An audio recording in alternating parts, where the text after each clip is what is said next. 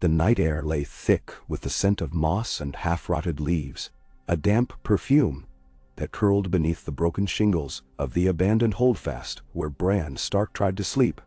Hodor's snores rolled like distant thunder through the dark, steady as the tides that lapped at the forgotten shores beyond Winterfell. Somewhere above the ruined loft, ravens quarreled over roosting space, their wings rasping like dry parchment against the rafters. Each time the birds clacked their beaks, Bran felt the tug of their little lives brushing against his own. Faint threads in a vast and tangled tapestry he could almost see. He kept his eyes shut, willing his breath to settle into Mira's quiet rhythm and Jojen's rasping cough, but sleep hovered just beyond reach. Every time he drifted, the vision returned. A river gleaming silver under moonlight, swelling loud and swift around a pair of stone towers, then flooding red. Red so deep it swallowed the moon. Catelyn's cry echoed down the current, and Rob's voice, rose and was ripped away like a banner in storm wind. Bran would jolt awake with a gasp, tasting iron on his tongue, hearing the crack of crossbow strings, even though no such weapon lay within 100 leagues. Jojen claimed the dreams were warnings born of the Greenseer's sight, that what was seen might be shaped if one learned the language of the trees and listened, truly listened, to the slow heart beating at the center of the world. Bran wanted to believe him, wanted to believe anything that promised a bridge, no, a lifeline, across the yawning distance that separated him from the brother he loved beyond all else. North and south were thin words on a maester's map. The feeling was a hollow gnaw behind the ribs. Every dawn he told himself Robb still breathed. Every dusk the river ran red again. Tonight, the moonlight slid through gaps in the shutters, white and bone-pale, and painted Jojen's thin face with hollows and angles that made him look older than he was. The crickets had long since gone silent, replaced by the hush whisper of leaves rubbing together beneath rain-heavy clouds. Bran rolled onto his side and reached across the dirt floor, until his hand brushed the rough bark. Jojen had sat beside his blanket, a freshly cut sliver of heart tree, still seeping faint traces of sap. Its pale wood felt warm, too warm, as though blood moved just beneath the surface. He let his fingers linger upon the grain, then drew them to his chest. Somewhere far below the soil, roots interlaced like clasped hands, and in that vast woven darkness, thoughts moved sluggish as cold honey. Waiting, watching. The Weirwoods remembered. He needed only to ask. Bran closed his eyes and breathed the way Jojen had taught him. In through the nose for 4 heartbeats. Hold for 4. Out through parted lips. On the 3rd cycle, the distant wings of the ravens beat in time with his own pulse. On the 5th, the loft dissolved into rust-streaked clouds. Cold filled his lungs, sharp and bracing, and when he opened his eyes again he saw through many colored facets not his own. A dozen crows spiraled along a draft above the treetops. One clacked and he felt the snap of its beak as though it were his own jaw. "Fly," the wind whispered. "See." He banked the flock southward, letting instinct tug him across leagues. Below, the dark ribbon of the King's Road unwound. Campfires glimmered in hollows, lonely stars fallen to earth. Somewhere down there Robb rode with his wolves and his fears and his honor. Somewhere, pain tore through the borrowed wings. Bran tumbled. The night whirled, stars smearing to white streaks. A shriek, his or the bird's he could not say, split the world. Then the crow's strings snapped, and Bran fell out of the sky and back into his crippled body with a thudding jerk that rattled the rotten boards. "Hodor." The giant stirred, blinking owl slow. "Hodor," he echoed, soft with worry. Bran could not speak yet. His mouth was filled with river water, his lungs with broken stars. He shivered violently until Mira was kneeling beside him, pressing a skin of water to his lips. "Another vision," she whispered, brushing damp hair from his brow. Bran nodded, unable to form words. Jojen's thin hand closed over the heart tree sliver and set it aside. "You went too far too fast." Jojen's green eyes were hooded, but there was no reproach in his voice. Only fatigue, and a sorrow that sat too heavy for a boy his age. The river always punishes those who push against its flow. It's Rob, Bran managed, voice cracked. I saw blood in the river, towers, crossbows. His throat worked. Mother was screaming. Mira's fingers tightened on the water skin. Jojen exhaled slowly, as though surrendering warmth to the chill air. The twins, he said. Lord Frey's bridge castle straddled the Green Fork. It is where your brother must pass to return north.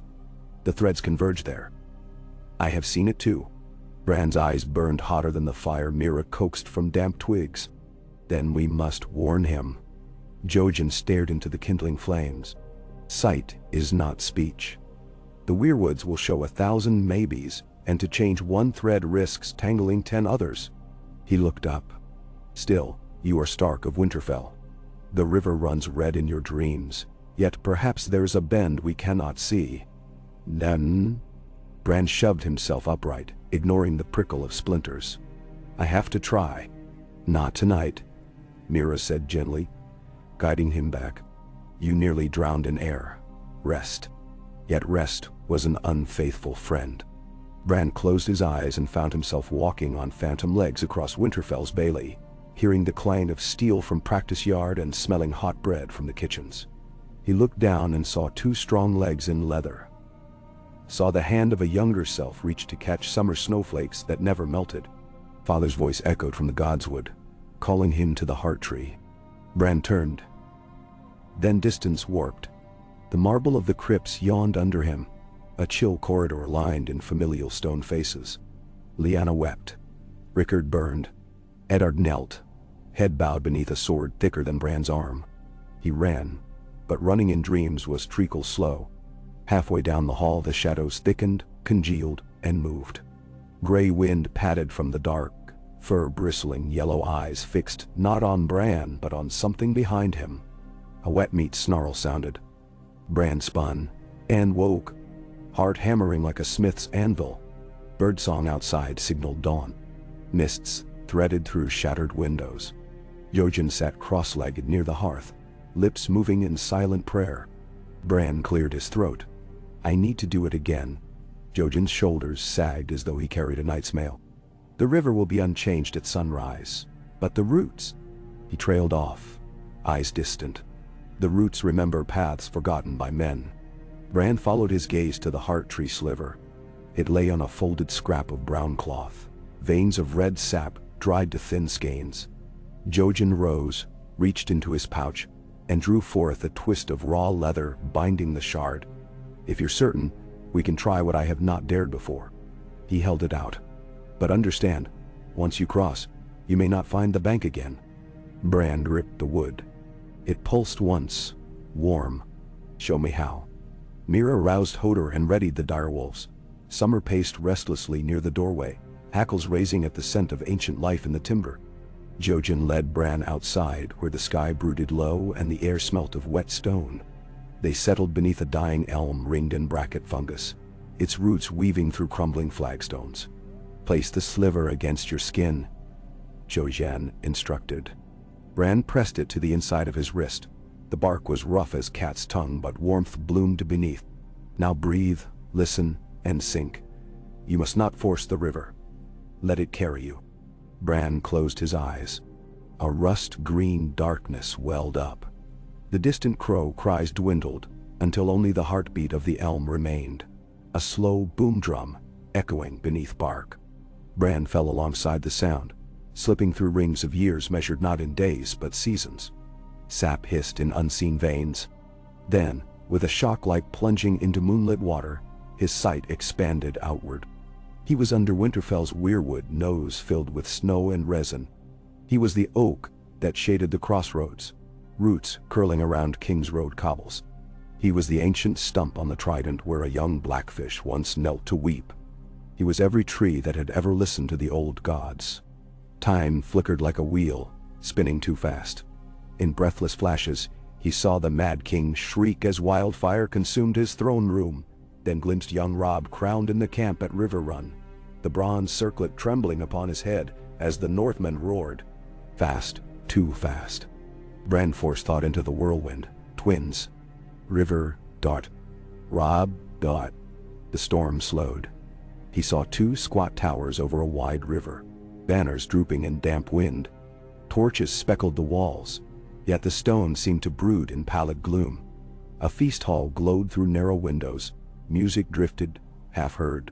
Caitlyn's laughter carried, tinged with fragile relief. Bran reached toward her. "Mother, listen," but the hall blurred.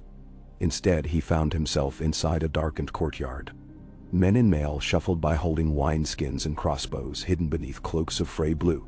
Amid them walked a thin boy with watery eyes, clutching a bundle of quarrels.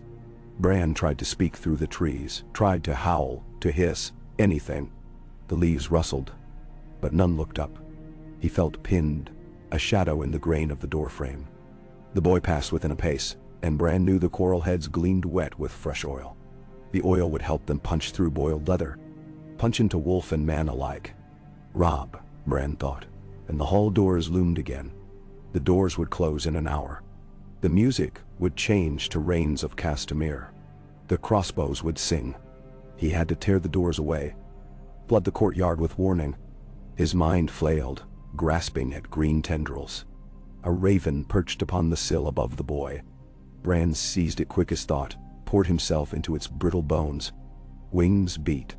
He wheeled through the courtyard, flapping frantically, trying to draw eyes skyward, trying to shriek in the King and the North's voice. The guards waved him off, cursing birds and bad wine. Hopeless. Unless... He thought of Grey Wind. The direwolf dozed beneath a lime tree, nose twitching. The bond lay warmer, deeper than any with bird or tree. Bran dove, leaving the raven, a hollow husk.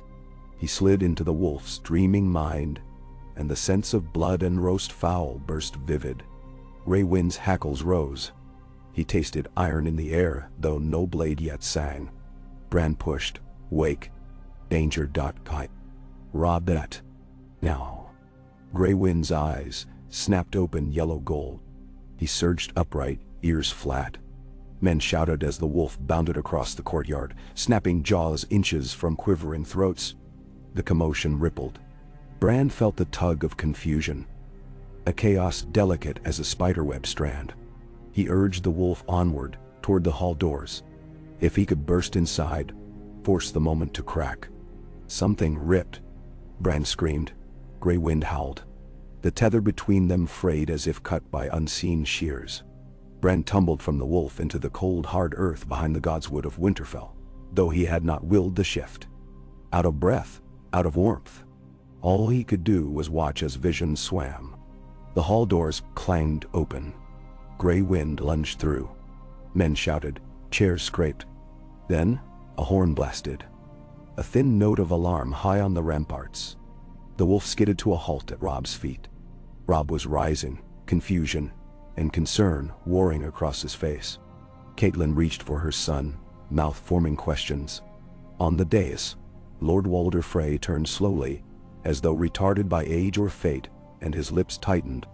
Soldiers poured in behind him, not feasting men but armored. Yet they hesitated, crossbows half raised, eyes darting to the unseen threat outside where the horns still wailed.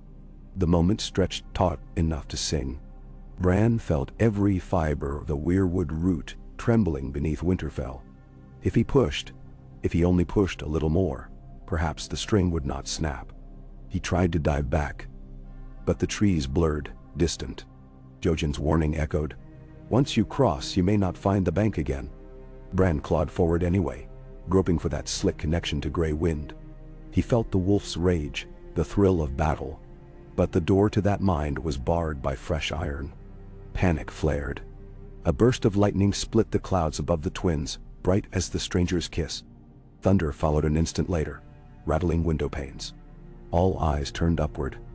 Bran poured his being into that thunderclap, shaping thought into words hammered by the sky. Rob, Dotun. Betrayal. The king flinched, hand on sword. Caitlyn's eyes widened. Then chaos erupted. One Frey guard loosed too soon, quarrel snapping across the hall to bury it in a minstrel's harp. Music died. Grey Wind sprang, and men screamed as wolf teeth met throat. Northmen overturned benches to form crude shields. Steel kissed steel in a discordant fanfare. Bran felt the ground beneath the twins quake with every beating heart. Yet the river's appetite for red was not so easily denied. Arrows flickered. A knight of the crag fell, chest flowering bright. Robb pushed him aside, Grey Wind at heel, cleaving toward the doors in search of clearer ground. Catelyn vanished in the press. Bran strained against invisible chains, searching for her pale auburn hair among surcoats. He found a glimpse, then lost her. Lightning flashed again, but this time, no thunder followed. The weirwood's power was draining, sap spent in one desperate roar. Bran staggered inside his own bones, ears ringing. When his eyes opened for real, he lay beneath the elm, morning sun knifing through leaves. Mira knelt above him, gray face drawn. Jojen crouched nearby, bleeding from a nosebleed. The heart tree sliver split in half between his shaking fingers. "What did you do?" Jojen's voice cracked like frost underfoot. "I tried," Bran whispered. Tears slid from the corners of his eyes, hot on cold cheeks. "I don't know if it was enough." Jojen looked east to where the King's Road slithered unseen beyond hills. Threads pulled off and fray.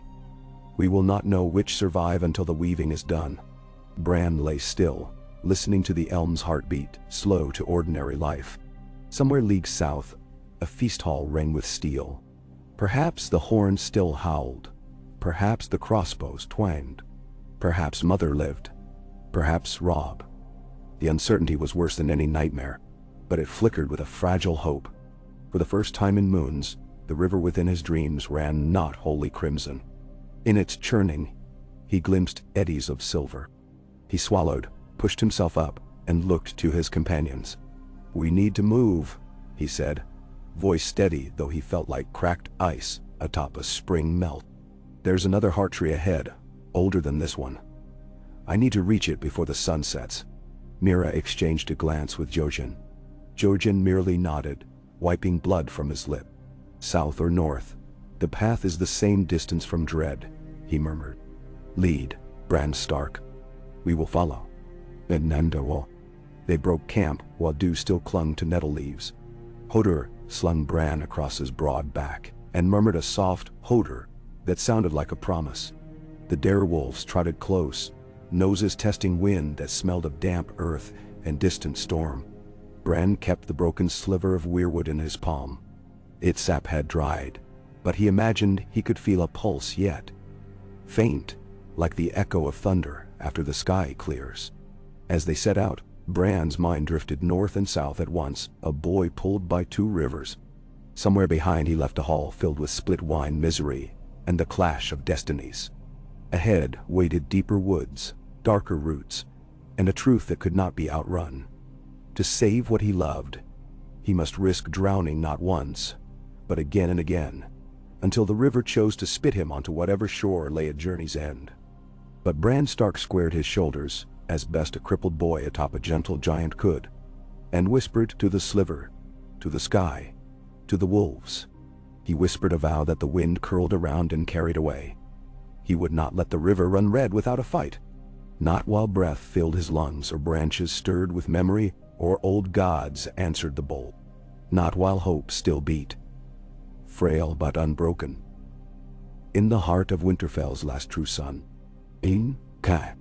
A hush settled over the wild track after they left the ruined holdfast, the kind that swallows breath and turns every footfall into sacrilege.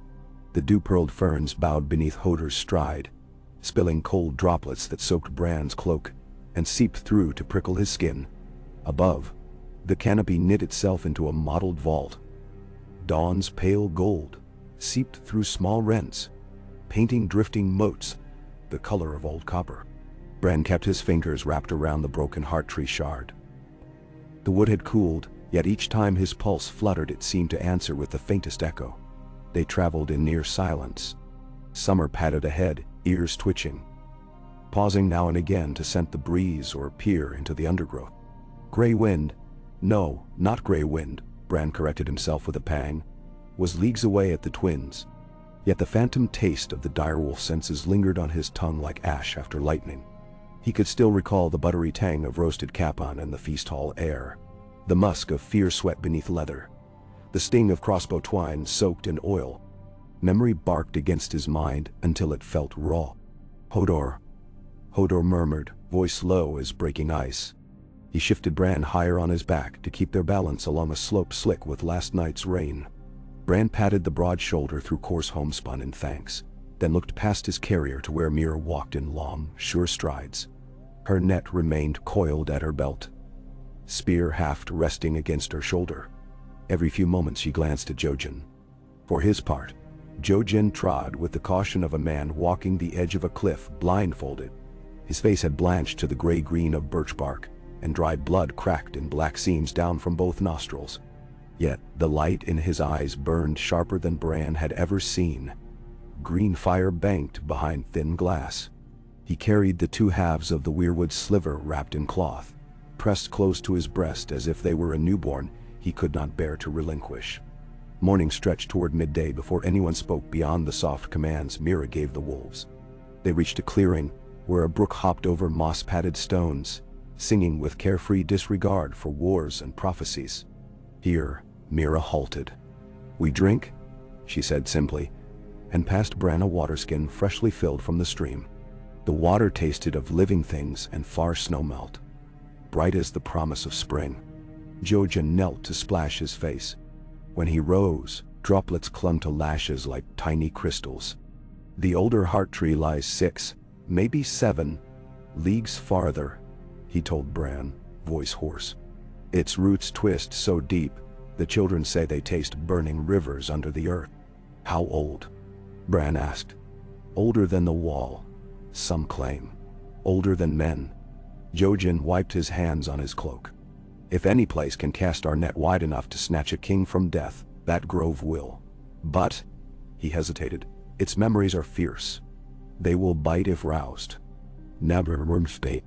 Bran swallowed, feeling the broken sliver warm again in his palm. Then I'll let them bite. Better my flesh than Rob's. The words surprised him with their hardness. A moon ago, such resolve would have knotted his tongue. Now it felt inevitable. Mira studied him, eyes cool as lake water under cloud. Is it truly Robb you wish to save, or Winterfell's dream of Robb? Both. Bran met her gaze without flinching. Dreams can die the same as flesh, and they weigh just as heavy when we bury them. A soft grunt of agreement came from Jojen. Then we press on.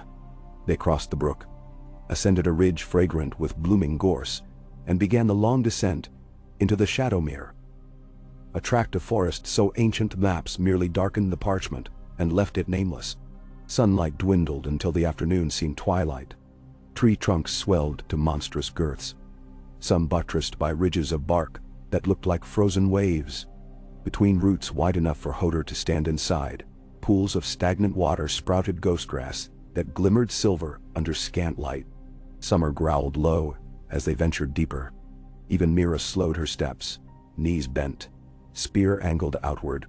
From time to time, shapes melted in the corner of Bran's eye, a hunched silhouette that was only a burnt stump, the suggestion of antlers that resolved into twisted limbs. Yet the sense of witness never left, a rasp of unseen breath against nape and hearthold in the dark. Hours later, Bran felt a change in the air. The forest hush thickened, lengthened, until each heartbeat fell like a stone into fathomless water. Ahead, the trees parted around a depression where dark soil slumped into a hollow ring. In its center stood the heart tree. It was gargantuan.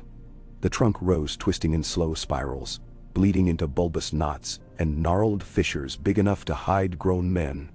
Red leaves mantled the branches in 1,000 dripping mouths. Its face, carved by some dead hand, had been warped by centuries until the eyes seemed to bulge like knots of living bone. The mouth had split wider than any human mouth, as though the tree had spent ages screaming at the sky. Bran could not look away. The shard in his palm surged with heat so abruptly he yelped. Sap oozed from the broken ends within Jojen's cloth, fresh and bright, as if the tree blood refused to dry here in its master's presence. Mira stepped forward. "No animals," she whispered, gesturing. Bran realized the birdsong had ceased entirely. Even the ever-present rustle of small things under leaf litter had vanished. Only the wind stirred, and it came cold, tasting of forgotten winters. Jojen knelt before the tree and set the cloth bundle upon a mossy stone. "We must give it back part of what we took." He unwrapped the two halves of the sliver and placed them on the ground like offerings. The sap dripped slowly and soaked into the moss, which darkened thirstily. Bran tried to imagine the length of the roots below, tunneling through strata older than the first men's arrival, maybe wrapping fossils of beasts no maester had ever named. Down where black rivers of fire pulsed. Down where the world remembered birth. Mira motioned Hodor to set Bran before the trunk. Bran could smell the iron tang of sap, the wet rot of old wood, the faint sweetness of living leaf. He raised shaking fingers to touch the face. A thrum struck him. Not a sound, not a feeling, both and more. The heart tree spoke in pulses, deep as cathedral bells, low as whale song. Bran's vision dimmed to a tunnel of red leaves and bleeding eyes. He opened himself, and the river of memory poured in. Winterfell's godswood in high summer. Father cleaning ice on the stone, Ned's breath misting in winter night as he knelt beside a newborn direwolf. Lyanna on horseback, chasing Benjen, laughter scattering ravens. Old Nan stitching a direwolf on young Rob's surcoat. Catelyn humming in the maester's tower, hands smelling of lavender and ink. Robb kneeling before Lord Walder, speaking across Theon's face bathed in orange as Winterfell burned. Hodor, only Hodor, holding the door against a tide of darkness. A cold hand azured by ice closing around a worn pommel. Arya standing on a lone prow staring at pale waters stretching east to Nassar. Sansa walking through drifting snow in a courtyard of statues, hair red as the leaves above. Too many. They pulled at him, dragged him down until his mind frayed. He felt himself dissolving. A boy broken into 1,000 selves across centuries. He screamed without breath. Somewhere beyond, he heard Mira cry his name. But her voice was a leaf on hurricane wind. The tree pressed. Images melted. Bran clung to one. Robb at the twins. The wolf. The horn. The crossbows. He forced the memory to the forefront, molding it into a shout within the maelstrom. "Show me what is yet to come." The torrent faltered, as though surprised. Then it obeyed. Bran found himself looking through eyes not his own. Rain drummed on dented helm steel. A Northman lay gasping in mud. Crossbow bolt jutting from belly. Frey soldiers shoved against a shield wall hastily formed by Robb's bannermen in the castle yard. Grey wind darted between men, teeth red. Catelyn, bareheaded, face streaked with blood, screamed at someone Bran could not see, her mouth shaping a name that drowned beneath the thunder. Robb fought near the gate. His sword arced silver under torchlight, tasting mail and flesh. For a moment, the barest breath of time, Robb's eyes lifted, scanning the ramparts as if he'd heard Bran's silent witness. A bolt whistled from a murder hole and lodged in Robb's pauldron. He staggered but did not fall. Northmen rallied, hewing forward in a wedge. Then, trumpet calls echoed from the outer bailey. Horsemen, banners unfamiliar, crashed through the Saloport. Spears leveled at Frey backs. The new banners bore a white trout on bleeding red. Blackfish? No, Edmure's men. Tully colors. But the sigil altered. Beneath the trout, a dire wolf howled. The Freys faltered. A path opened. Robb rallied those nearest and surged toward the newcomers. Grey wind bounded at his side, and as the direwolf leaped the torchlight flickered, fractured in rain, gilding fang and claw. The vision lurched, shifted again. Bran soared above river fords where two forces collided under slanting sheets of water. On one side, Frey blue Dachshall.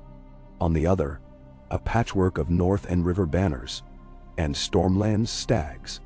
He swooped lower, mind inside a hawk. Men in half-suits of bright green plate rallied around a young knight whose shield bore a golden rose quartered with a flayed man. Lady Stoneheart. No, impossible. Another shift, he saw Brienne of Tarth knee-deep in mud, smashing aside Frey pikemen. Her left pauldron stamped with a burning heart. Beside her rode the Blackfish, grizzled and smiling like a man too old for fear. The weirwood tugged, Bran deeper. A snow-choked camp beneath melancholy pines. Jon Snow, alive, argued with giants of the free folk while Ghost paced restless. Jon's hair was threaded with white strands, his eyes harder. When Bran tried to speak, the scene changed.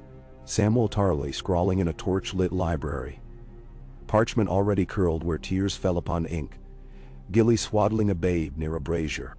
Farther south, Arya stalked a candlelit crypt beneath a ruined sceptry, face blank as uncut chalk. Threads upon threads. Time folded like ribbon in a weaver's nimble hand. Bran clutched at Robb's thread again. He found it. Robb recovering in a crofter's barn. Arrowhead removed, fever high. Catelyn dozed upright, holding her son's hand. Meg Mormont argued with Dacey outside, voices muffled by thick timber. Grey Wind lay at the threshold, tail flicking even in sleep. "Live," Bran begged the scene, though he knew it could not hear. "Live, Robb. Please." Something cold and inexorable twisted round the image. The barn darkened. A shadow detached from rafters. Tall, gaunt, clad in leathers slick with black wetness. Eyes shone pale blue, lips sewn shut with iron wire. A Frey assassin with silent steps? Or something older? The figure crept toward Robb's cot. Grey Wind stirred, hackles rising. Bran seized the wolf again, poured all into its senses. Grey Wind's eyes snapped open. Lunged. The assassin hissed, drawing a curved dagger. Wolf and man collided. Bran tasted rust and marrow. The vision shattered into shards of pain. When clarity returned, the heart tree face loomed inches away, and Bran was himself, sagging against living wood. Mira braced his shoulders. Her arms shook with the effort of keeping him upright. Jojen kneeled opposite, hands clasped before his chest, eyes closed, chanting in a tongue Bran could not understand. Bran drew breath, a rasp like flint struck on stone, and croaked, "Robb lives." Mira's eyes widened. "You saw him?" "Saw. More. Storm and blood, allies unexpected, but danger still close." He gripped her wrist, desperate. "I must reach him, warn him again. We cannot fly." Mira's gaze flicked to Hodor, then back. "Even if we turn now, it's leagues, and the Freys will bar every crossing." "Not us," Bran said. The tree behind him hummed agreement. He felt it in marrow. "But ravens can. Wolves. Dreams can travel faster than feet." Jojen opened his eyes, pupils blown wide. "Each touch with the roots costs you, Bran. Mortal minds were not built to bear such current." "Then I'll empty myself, until only the current remains," Bran said, voice steady. "If that's what the Tower of Ice and Fire demands." Jojen shuddered. "Do not name that tower lightly." Stark. But he did not forbid it. Instead he took the divided shard, placed one half into Bran's left hand. "One more step then, but you must drink from the basin first." Bran glanced at where Jojen pointed. Near the heart tree, a natural bowl had formed in the roots, filled with black water that reflected nothing. Stories said such pools were where the children communed, sipping memory like wine. Bran's stomach churned at the thought, yet he nodded. Mira helped him crouch. He dipped trembling fingers into the pool. The liquid clung like oil. He brought it to his lips. It tasted of earth and snow melt, and something older, bone dust, winter graves, wolf howls under aurora. The world tilted. Suddenly, Bran sat not beneath the tree, but inside it, staring out through weeping red eyes at himself, kneeling small and fragile. The perspective collapsed, leaving only branching paths. He let go. Night fell over the twins a second time. Rain had ceased but left everything slick and treacherous. Fires winked from half-collapsed tents. Carrion birds pecked at bodies strewn beyond torch glow. The battle for the yard had ended hours ago, but the siege beyond the walls had only begun. Frey and Bolton men hunched behind hastily reinforced parapets, muttering prayers each time a horn call drifted from the dark beyond the river. Somewhere in the guts of the keep, old Walder screamed for his sons and grandsons, demanding sense from madness. A lone raven flapped to the rooftop above the great hall. Feathers matted by drizzle. It hopped along tiles until it found a cracked vent shaft and slipped inside, wings brushing soot-coated stone. Down through darkness it glided, silent as drifting ash, until it perched upon a rafter, overlooking the temporary infirmary that once served as servants' hall. Below, Robb Stark tossed under damp blankets. Fever sweat glazed his brow. Raw linen bound the wound at his shoulder. Catelyn sat vigil, half asleep in a chair, fingers entwined with her child's, though his hand now dwarfed hers. A Tully guard dozed by the doorway. Only the wolf remained wholly alert. Gray Wind lay curled before the cot, yellow eyes trained on every shadow. The raven shifted, glossy black melting into deeper dark. Its beak opened, but what issued forth was not the croak of a corvid. It was a whisper of wind through graveyard grass, a hush beneath doorways long sealed. Robb. Wake. The wolf stiffened. Ears shot forward. A low growl spilled. Catelyn roused, blinking. "Peace," she murmured, stroking Gray Wind's ruff. "Peace, sweet one. Your master needs rest." "Wake," the whisper urged. "One more dream before dawn." Robb's eyelids fluttered. Catelyn leaned close, worried. "Robb." The fevered king murmured something. Catelyn strained, hearing only fragments. "Lost. River. Bran." The raven spread wings. Wind stirred inside the sealed room. Fluttering rushlights so flame bent sideways. Shadows danced across stone. Gray Wind rose fully, shoulders hunched, gaze locked on the rafter. A snarl built in his chest. Robb's eyes snapped open. Fever fogged, yes, but clearer than before. He coughed and winced at the pull on stitches, then followed the wolf's line of sight. In the rafters he saw a black silhouette against gloom, eyes twin coals. "Gray Wind," Robb rasped. The dire wolf's hackles flattened an instant. Recognition? Connection? Whatever transacted in the air left Robb breathing harder, fist clutching at blanket as if to anchor himself. Catelyn turned, seeing only a bird. "Shoo," she said, rising unsteadily to fetch a fire poker. The raven croaked once, an almost human sound of protest, then hurled itself into the air. It swooped low over Catelyn, who gasped and ducked, then darted past the guard through a half-open door into the corridor. Gray Wind bounded after, nails clacking. Robb swung feet to floor, groaning, and followed as if led by unseen leash. Catelyn called guards, but by the time iron-shod boots thundered in pursuit, king, wolf, and raven had vanished into the maze of staircases. They converged in the small sept on the west tower, an austere chamber, seldom used by Freys, who preferred the main sept across the bridge. Here, votive candles guttered before a cracked statue of the maiden. Moonlight pierced a high window, painting milky bars across the floor. Robb pushed through ancient doors just as the raven thumped onto the altar rail. Blood seeped around his dressing from exertion. Gray Wind circled, nose working. When Robb neared, the raven fluttered to his forearm and clutched tight. Robb hissed but steadied. "Who sent you?" he whispered. The raven's head cocked, and in that tilt, Robb saw his brother's face as he remembered it on the last day at Winterfell. Bran perched on shoulders of Hodor, waving farewell. Something shifted inside the king's chest. "Bran," he breathed. The bird tapped his skin once with its beak, gentle as a kiss. Gray Wind barked softly. He rose on hind legs, resting paws against Robb's hip, eyes level with the bird. Between wolf and raven passed a stillness electricity. Robb felt the tickle of words not his own forming in his mind, like frost quilling across glass. Danger still hunts. Daggers in shadow. Trust wolf and trout and rose. Ride by Moon's road to the Weeping Mill. Robb's pulse thudded. Weeping Mill, the old ruined southeast? How? The raven dug claws deeper, drawing a bead of blood. Vision flickered. Robb saw, as through a dream, a half-collapsed water wheel turning in swollen flood, flickering torches along its banks. Banners dredged in stormlight. Green rose quartered with flayed man.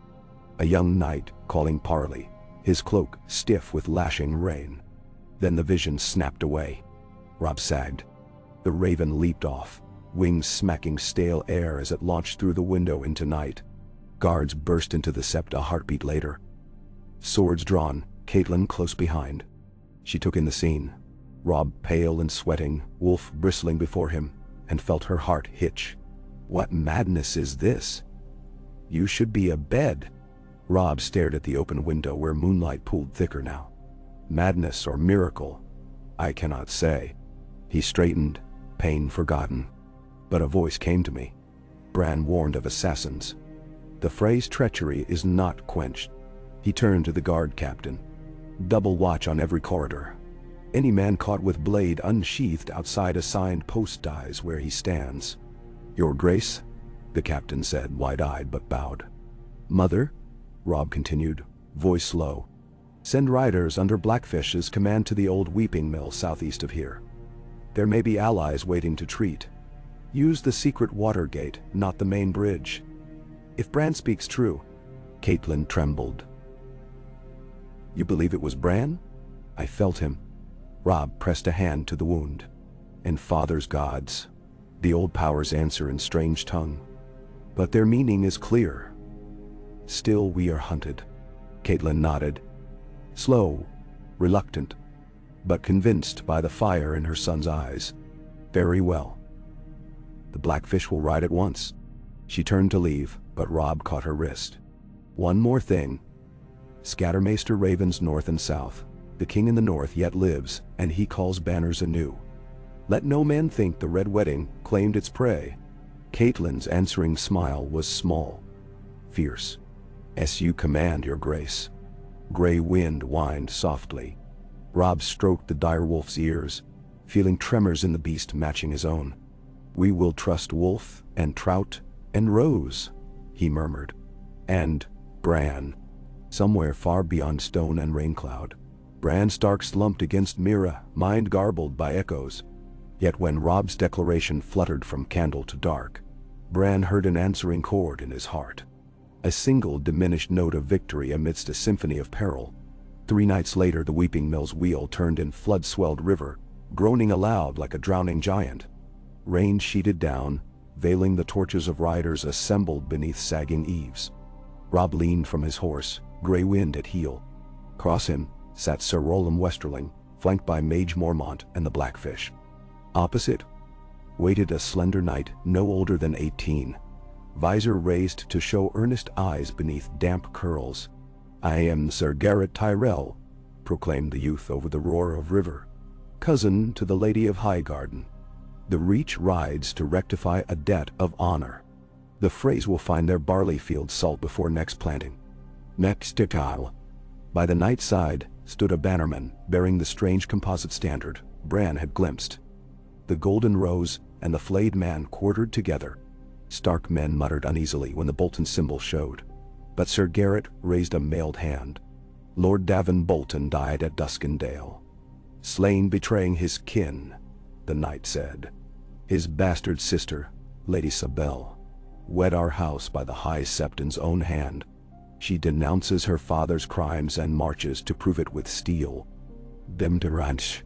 Behind him, riders in green and pink surged lances skyward. Rain clanged on helmets like distant applause. Robb assessed the boy, noting trembling reins, but voice steady. If you seek redress, you have found it. He drew his sword and laid the blade flat across saddle. Will you swear guest ride and join us against the treacherous Freys? Sir Garrett swung down and knelt in river mud. I so swear, King in the North. The pack sealed.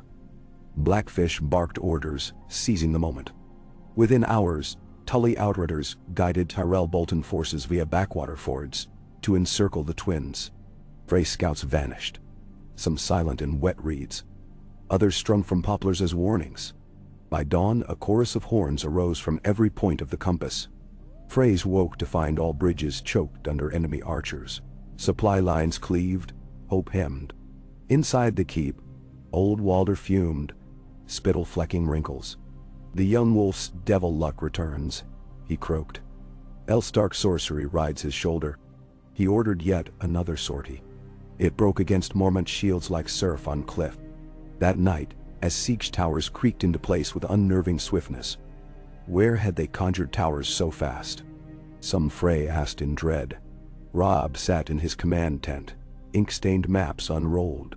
The raven perched upon the center pole, preening. Gray wind lay curled but watchful. If we storm at sunrise, Mage Mormont argued, thou'll yield before midday. Blackfish countered, or butcher hostages out of spite. Walder keeps women and babes enough to blacken every raven in the sky. Caitlin, weary yet unbroken, traced rivers on parchment. Siege without parley could starve them in a fortnight. But winter creeps and we've wounded aplenty. Robb listened, then turned to the raven. One final word, Bran. If Bran you are. He leaned close. Will Freys throw down arms, or must twins burn? The raven cocked head, blinked. From its beak spilled 3 graveled syllables. Hold the door. Caitlin brought fingers to mouth. Meg muttered a curse. Robb frowned, puzzled. Hold the door. What door? The bird only ruffled feathers and fell silent. Back in the Shadowmere, Bran jolted from trance with a cry. Hodor staggered at the force of whatever dreamed through him, arms jerking spastically, mouth forming a single panicked sound. Hod, door, Hod? Mira caught hold of his tunic before he smashed into the heart tree. Bran saw terror and confusion wage across Hodor's simple features, and something else. Recognition, as if some distant part of him heard the raven's words. Easy, Mira soothed, but her eyes flicked to Bran in unasked question. Bran lowered his hand from Hodor's brow. The contact steadied the giant at once. A hush fell. In that hush, Bran understood the price of the power he wielded. Every journey tugged threads others must carry. I'm sorry, Bran whispered, though he knew Hodor could not grasp what for. He gathered himself, mind ringing with echoes of siege and prophecy. We must go north now. The Frey threat will fall. Robb will need alliances beyond Riverlands. Mira arched a brow. North means whites and winter. And answers. Bran glanced at Jojen, who nodded, resigned. The 3-eyed crow waits. Only under his wings can I learn to wield this without. His gaze lingered on Hodor. Shattering what I love. Jojen rose shakily. Then farther north than any of us have walked. The question is not can we reach it, but will the world end before we do? Bran squared thin shoulders. If it must be walked, we'll walk. If wolves must bear us, they'll bear. I will not let the door fall again. Mira gripped her spear and flashed the ghost of a grin. 5 hours ago, you were a boy too frightened to sleep. Now you speak like a prince of prophecy. Maybe 5 hours is longer inside a tree, Bran answered. She laughed, short and bright, then sobered. Come, prince. Dawn's light has teeth. Let's move before they bite. Nedemdis.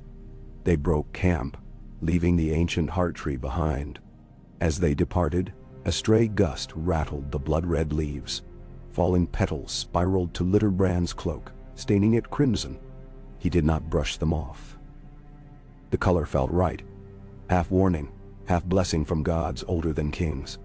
Beyond the Shadowmere, the land rose toward frost-clad peaks, their shoulders lost in swirling gauze of storm cloud. On that threshold, Bran Stark looked back once. Between the trunks he thought he saw motion. A dark shape, gaunt and rag-clad, eyes stitched with iron. The assassin Grey Wind had fought. It bowed, a gesture of mockery or homage Bran could not say, then melted into gloom. Bran shivered, but turned away. Every step northward felt like a ticking drum. Somewhere behind, siege towers rolled and truce banners wagged uncertain in cold wind. Somewhere far ahead, White Walkers marshaled quiet legions beneath greenish lights. And in every weirwood, eyes opened. The river had shifted course.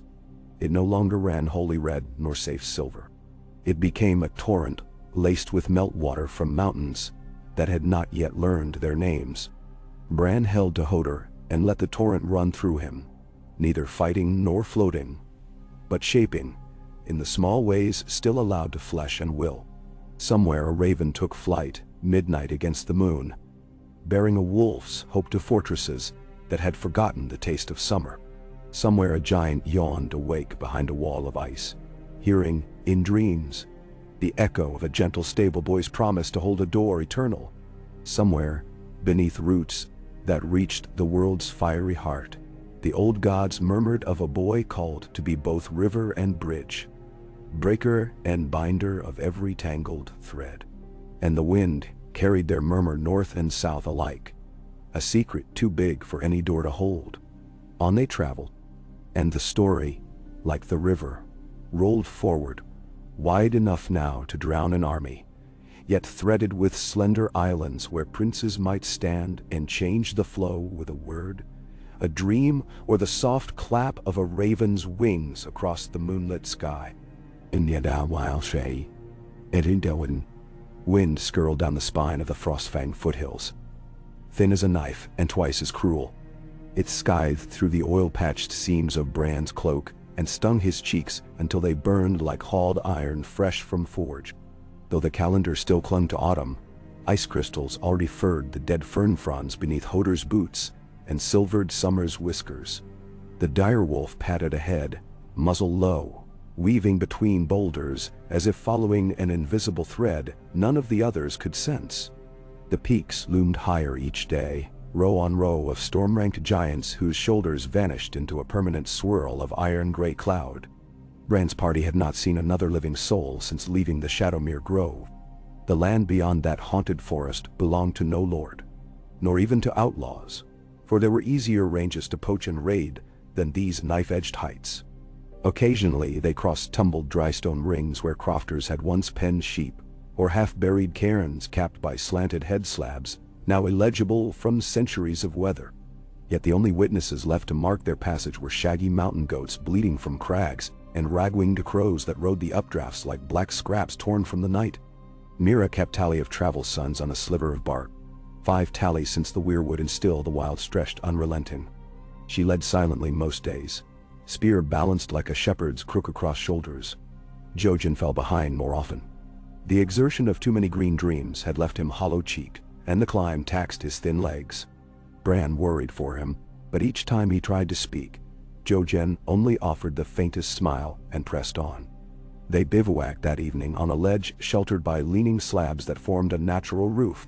Hodor blocked the largest gap with a lattice of branches.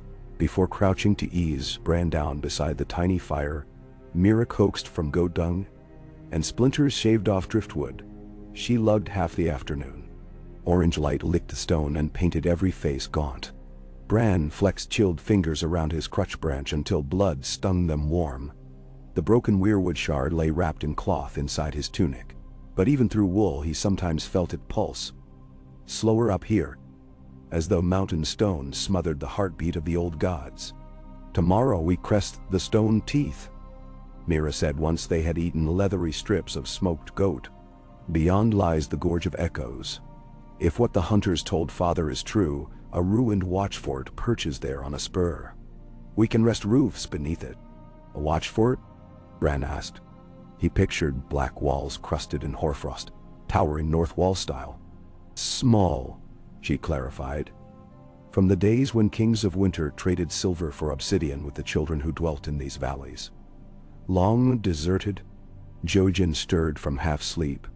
"Not deserted," he murmured, eyes still closed. "Stone remembers the tread of dead men better than living." Mira and Bran shared a look across the low fire. Bran knew the truth of that. Ghosts did gather in cold masonry, if only as echoes etched into the walls. After the meal, Mira unrolled her cloak nearest the mouth of the alcove. Jojen wrapped himself upright against a pillar, chin bowed to chest. Hodor slept as Hodor always slept, curled protectively around Bran's palate, like a great hibernating bear. Summer settled outside, nose to wind. Bran could not coax slumber. Images from his last raven's soar reeled behind closed lids, Robb limping through rain-lashed trenches, banners cracking like bones, Frey gates half-splintered beneath battering rams shaped as deer wolves' heads. He needed another look. Needed proof his warnings had carried weight beyond that first dawn. Careful not to wake Hodor, Bran slid the weirwood shard from his tunic. A sliver moon hung beyond the rocks, thin as a rent in velvet. Its light washed everything bone white. Bran placed the shard against lips and started the breathing Jojen taught. 4 beats draw, 4 beats hold, 4 beats release. On the 7th cycle, the mountain winds fell away, replaced by a murmuring deep beneath the earth, as if he had pressed ear to some colossal shell and heard every sea in the world roaring inside. He reached for the bird cord, the intangible line by which he yanked himself into wings. Even here above tree line he sensed ravens roosting among crags. One particular pulsed brighter. A veteran male scarred about one eye, feathers brittle from fights. Bran slipped into him. For an instant, he was drowning in alien senses. Smell of lichen, feel of talons clutching icy shale, hunger twisting tiny guts. Then he seized control, beat wings, and hurled into night. Air knifed under black pinions. Bran banked north first, obeying a tug deeper than thought, toward a brightness shimmering low on horizon. Aurora curtains writhed above the distant wall like ghost banners. Somewhere beneath that light, the three-eyed crow waited. But duty pulled Bran south, toward the twins. He pivoted. Hours, or heartbeats, later spires pricked the dark, torches haloed in drizzle. The siege encirclement burned dozens of cook fires, so the river valley glowed like a necklace of dull embers. Bran spiraled lower until roof tiles blurred. Below, chaos churned. Tyrell outriders had driven siege towers within bowshot. Their green cloaks flapped sodden round steel as they levered great shields overhead to deflect quarrels. On the near bank, Stark longbowmen loosed with measured cadence, arrows trailing sleet. The distant thunder Bran heard in his bones was not weather, but the slam of a trebuchet anchored on freshly built rammed earth. Its first shot, an ovoid boulder painted white with Mormont bear, soared languid across the moat and smashed into the elder tower of the water gate. Frey banners toppled. Stone shrieked. Men screamed. Bran perched on a shattered finial and watched the battle tide shift. Robb, still bandaged, commanded from horseback inside a lime-washed mantelet. Beneath dark hood he looked older, cheeks gaunt, eyes haunted, but alive. Gray wind prowled the rear line, harrying any wounded Frey who tried to flee riverward. Beyond the Watergate stood old Walder himself on a parapet, face contorted in a fury of disbelief. He might have shouted orders, but thunder and horns swallowed his voice. Bolton Tyrell infantry had gained the outer yard. Rose pennons and flayed men quarterlings blurred into a weird pink and gold smear under torch glare, pushing toward the Bailey Arch. Victory crept ever closer for Stark. Yet Bran felt unease, like hair-thin frost on his borrowed claws. Something beneath those battlements stirred. Some half-heard pulse dissonant with the battle's natural rhythm. He sought the source, diving between arrow slits, until he perched inside a narrow stairwell spiraling into bedrock. Down there black-clad men wielded crossbows not of Frey forging. Their sigils, red flayed men on pale pink, matched those allied above. But these carried lengths of dark chain and bundles of pitch-soaked fiber dyed. Taurus. A pair hauled a tar-smeared cask mysteriously stamped with mirrored moons. Wildfire? No. Bolton alchemists lacked that art, but some other devilry. Bran flexed wings. If he could blind an eye or tear a throat. A crossbow bolt whistled past, lodging in mortar inches from his perch. The saboteurs saw the raven, one hissed. Bran took flight instinctively. Couldn't die inside a bird. Yet if he fled, the king above might perish unawares. He arrowed up the well, screeched, flapped into the Bailey Arch courtyard. A Stark halberdier blinked skyward. Bran shouted with all raven voice he possessed, croak twisted to eerie near speech. "Below! Below!" Did the man hear? He shouted something to comrades. At that instant, a muffled boom rolled beneath their feet. Dust belched from stair gaps. The floor dipped, then held. Something in the depths had misfired. Bran felt a whiplash of relief, but knew sabotage still crawled. He had to warn Robb directly. A surge of noise hit, horns on near bank, blasting a three-note cadence that rang of triumph. Frey white banners appeared, fluttering in surrender. Old Walder Frey stumbled forward with hands high. The gates shuddered open. Stark and Tully warriors poured through ready to hack, but Robb spurred in between, calling stay. Dawn silver broke over the river as Bran alighted on the king's saddle horn. He dipped his beak to the chain shirt laces. Robb stared in shock. "Bran," he whispered again. Again that voice not his own rasped. "Tunnels. Deep. Bolton's burn." Robb paled. "Uncle," he barked to Blackfish. "Secure the underways. Bolton men within." The veteran pivoted without question, snapping orders. Meg Mormont bellowed warriors down the revealed trapstairs. Within minutes, steel clanged unseen below, as Stark loyalists hunted traitors. The tremor of another bomb did not come. Relief loosened Robb's shoulders, but Catelyn's glare pinned him. "Those men rode beneath your banner, my son," she said low, grief and fury mixing. "If Bolton's seeds rot even here, we will root it out." Robb stroked Grey Wind, who stood panting at stirrup. "Every culprit, Bolton or Frey, shall face the king's justice." The raven wobbled, spent. Bran felt his grip on the bird's senses slipping, wings numb. He squawked once, hope this time, and let go. Dark rushed, cold rock. Hodor's arm curled around him again. When Bran woke beside the guttering mountain fire, dawn creased the sky the palest pink. His torso convulsed in silent sobs. Exhaustion mingled with grim joy. Through blurred lashes, he saw Jojen's thin hand upon his ankle, offering wordless reassurance.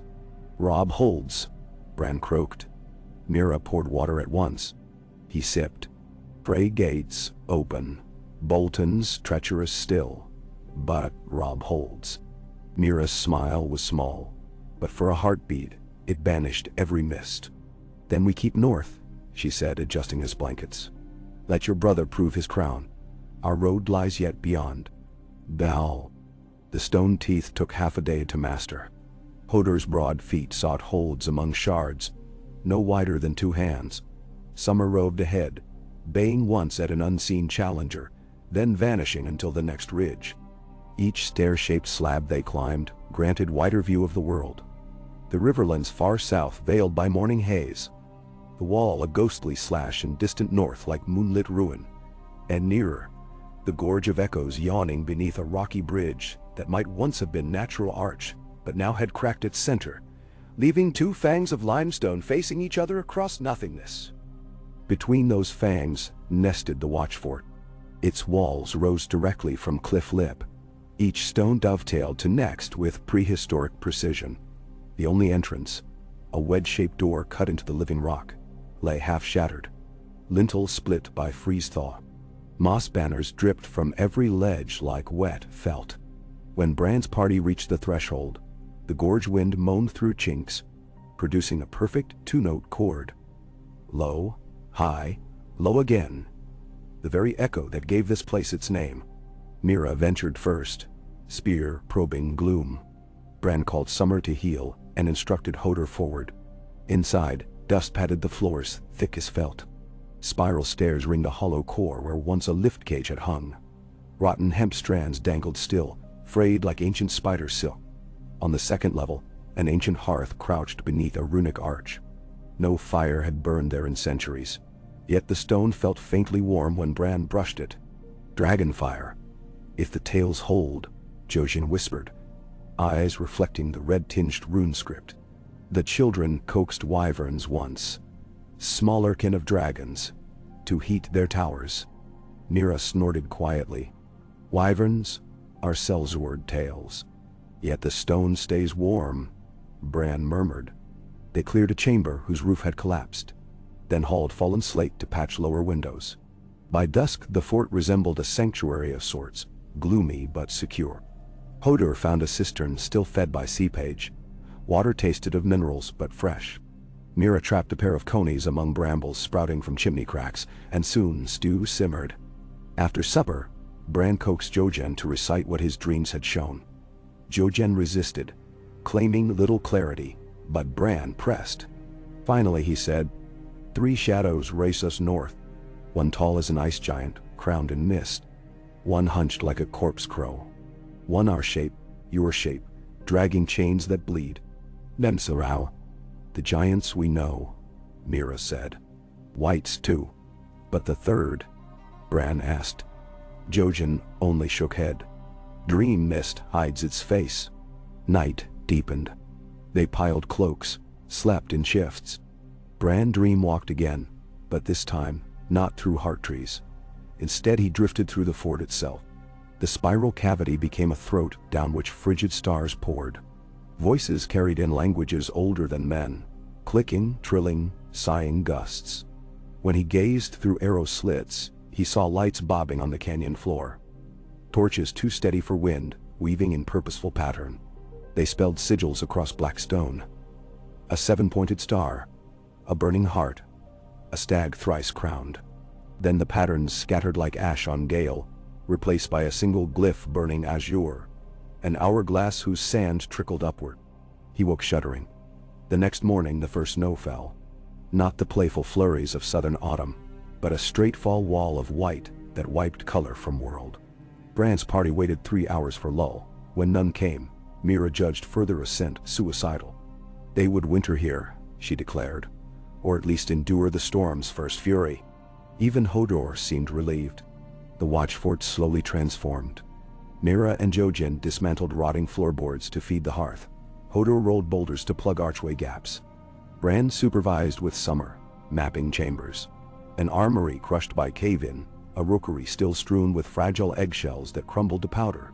A map room where faded murals depicted archipelagos he did not recognize. In one alcove Bran found a disc of weirwood the size of a dinner plate inlaid into a basalt slab.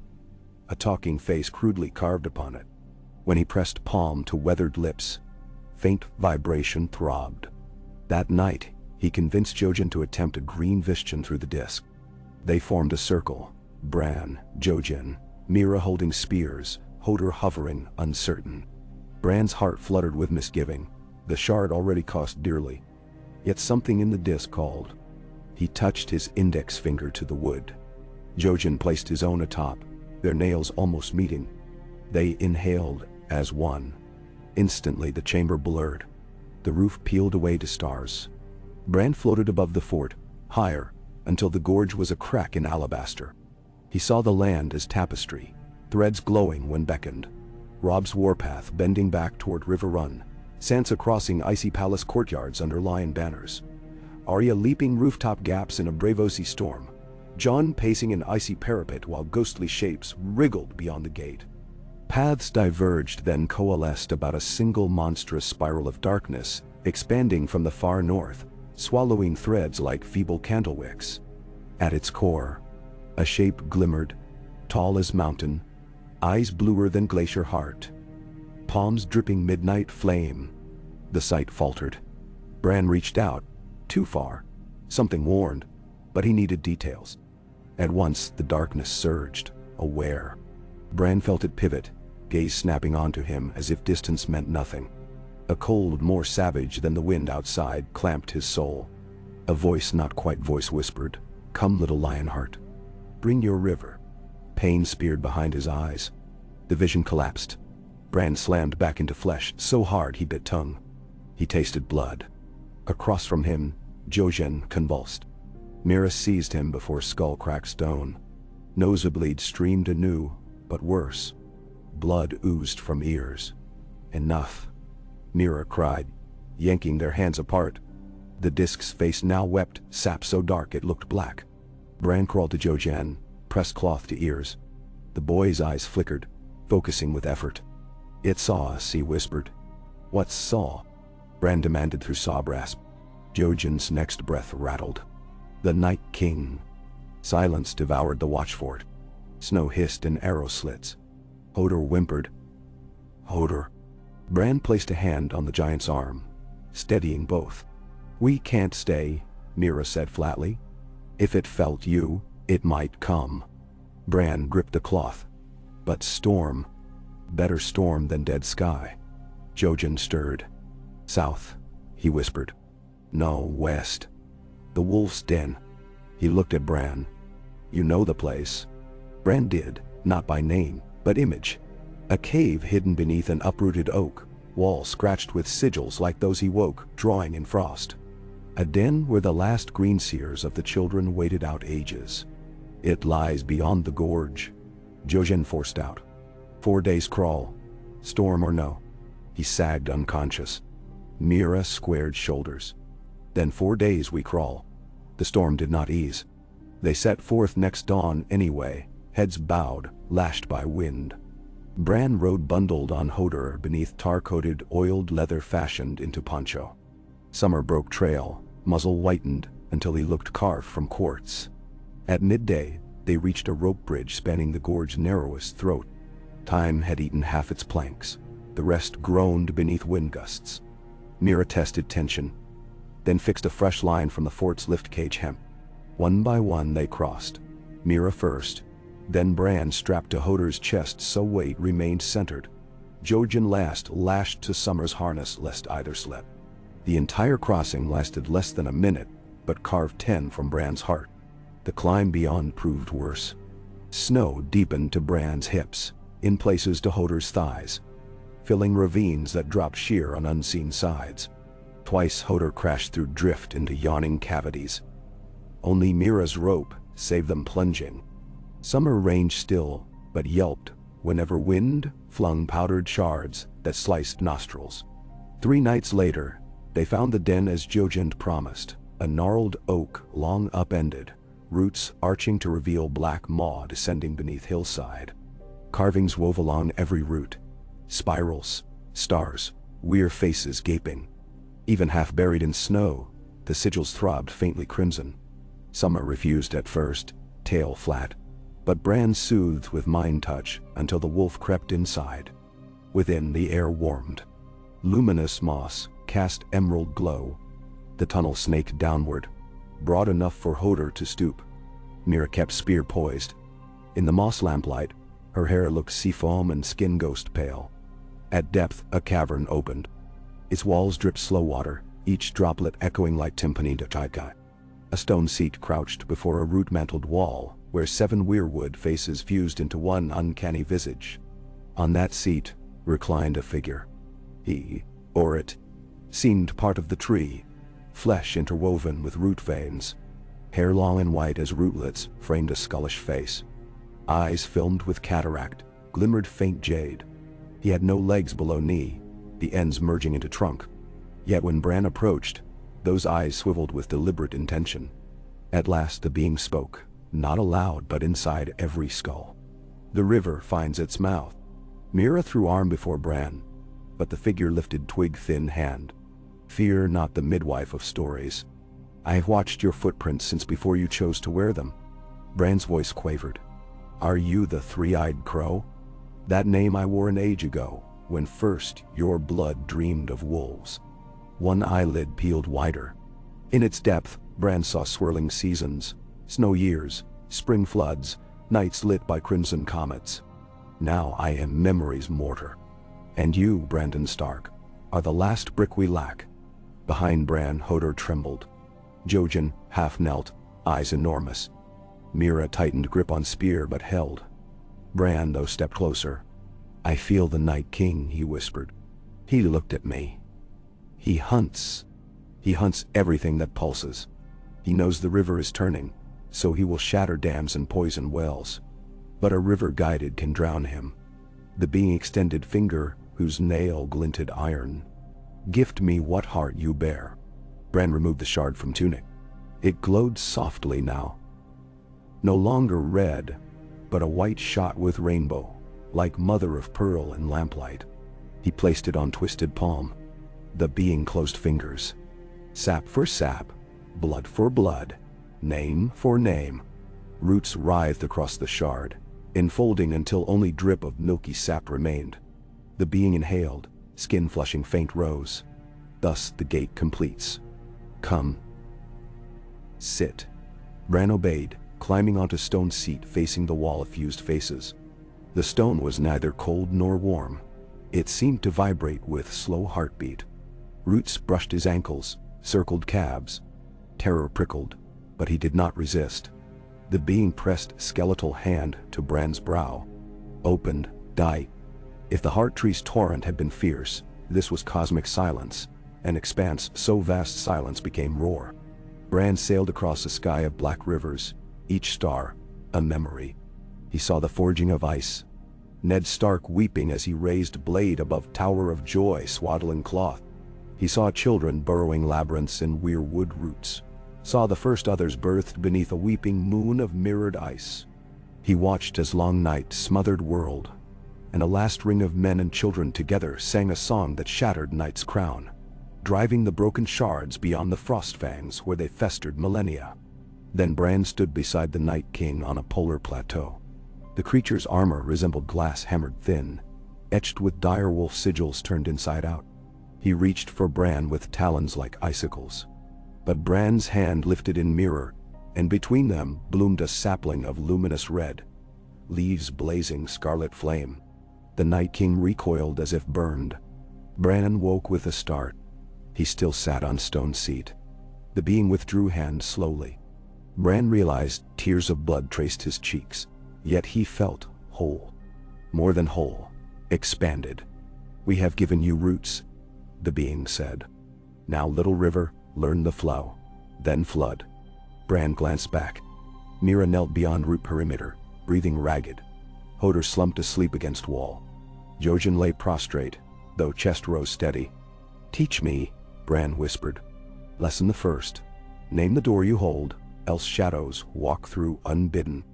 A root curled, lowering a tiny nascent weirwood seedling into Bran's lap. "Plant this where snow never melts. Water it with truth."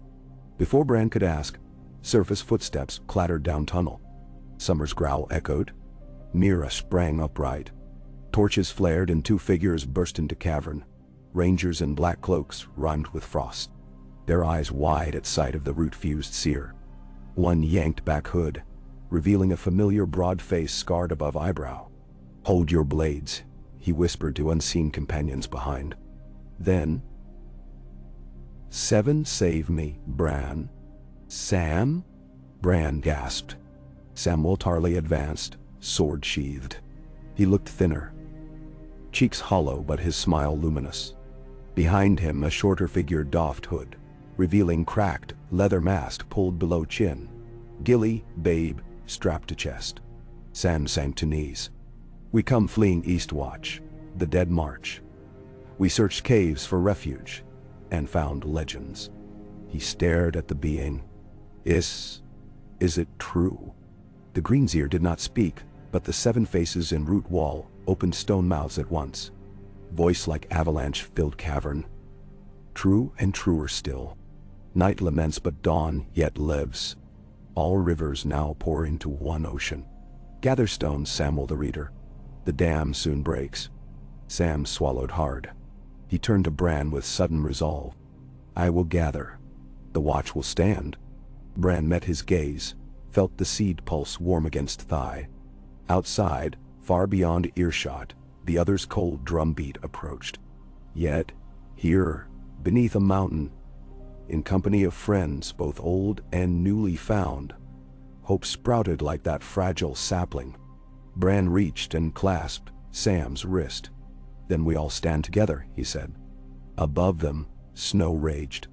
But beneath, roots twisted, stories entwined, and the river gathered strength for the flood to come. Inignain. The earth's heart beat in the roots of the cavern, ancient and slow, never missing or hurrying a beat. Bran felt it in his bones, even when he slept. A pulse drumming through stone and wood and marrow. Days and nights in the hidden den, blurred to a single white and emerald thread, spun out by the blizzard that pounded the world above. The wind screamed ceaselessly, yet, down in the cave it could not reach them. Here the only sounds were the drip of water, summer's soft panting, the click of Gilla's knitting needles, and the unsteady breaths of those who waited for doom or dawn. Sam told what he knew in fragments, his hands always busy, preparing a thin broth, patching a tear in his black cloak, cradling Gilla's babe when she needed her hands free. He spoke of Eastwatch overrun, of rangers cut down in drifts that ran red, and then froze black. He spoke of John, of how the wall had shuddered under blows that came not from siege engines but from within, as if the magic binding the stones had begun to rot. He described a battle in snow-blind night, torch ends smothered, the dead moving in silence, the living running until boots split and lungs bled. His voice trembled sometimes, but his resolve did not. "There are still survivors," he promised. Dawn led a score north. Others fled south with Maester Aemon. "If any hope remains, it's with them." "Merci noir." Gilly said little, her eyes always darting between Sam, the babe, and the root-wrought faces of the children's altar.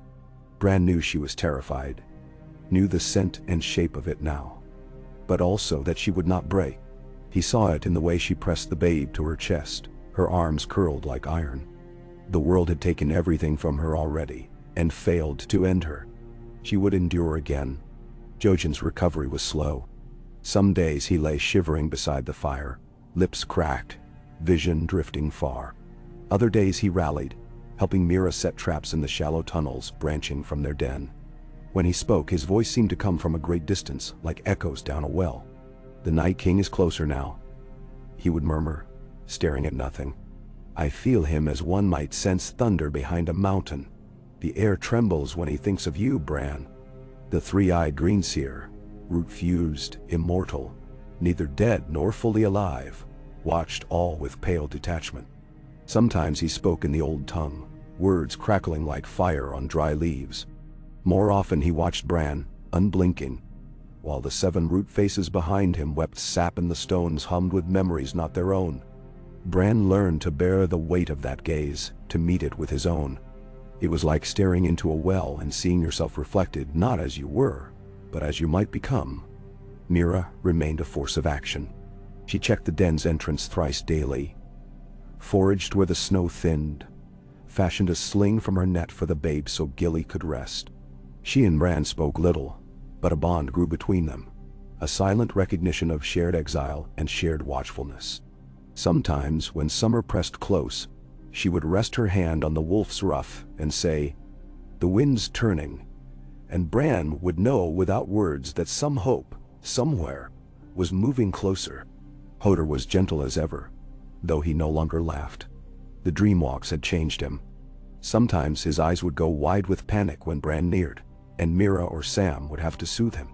Yet when Bran placed his palm gently on Hodor's shoulder and whispered, "Thank you," the giant would blink slowly and relax, as if somewhere inside he understood. Bran's nights belonged to the roots and the visions now. With the Greenseer's guidance, he learned how to enter the World Tree's memory without losing himself, how to let the river of images flow through him and not drown. He learned the language of leaf and sap, the cold logic of the trees, the long patience of stone. Time unspooled in both directions at once. Some visions showed him the days before fire, when giants made the hills tremble and the children sang to stars. Others showed him the future's branching paths, cities drowned by sea, forests where towers once stood, ice swallowing armies and then receding, leaving only bones and red sap to mark the passing. He watched Robb again, in waking and in sleep. The siege had broken at the Twins, not in fire, but in frost and steel.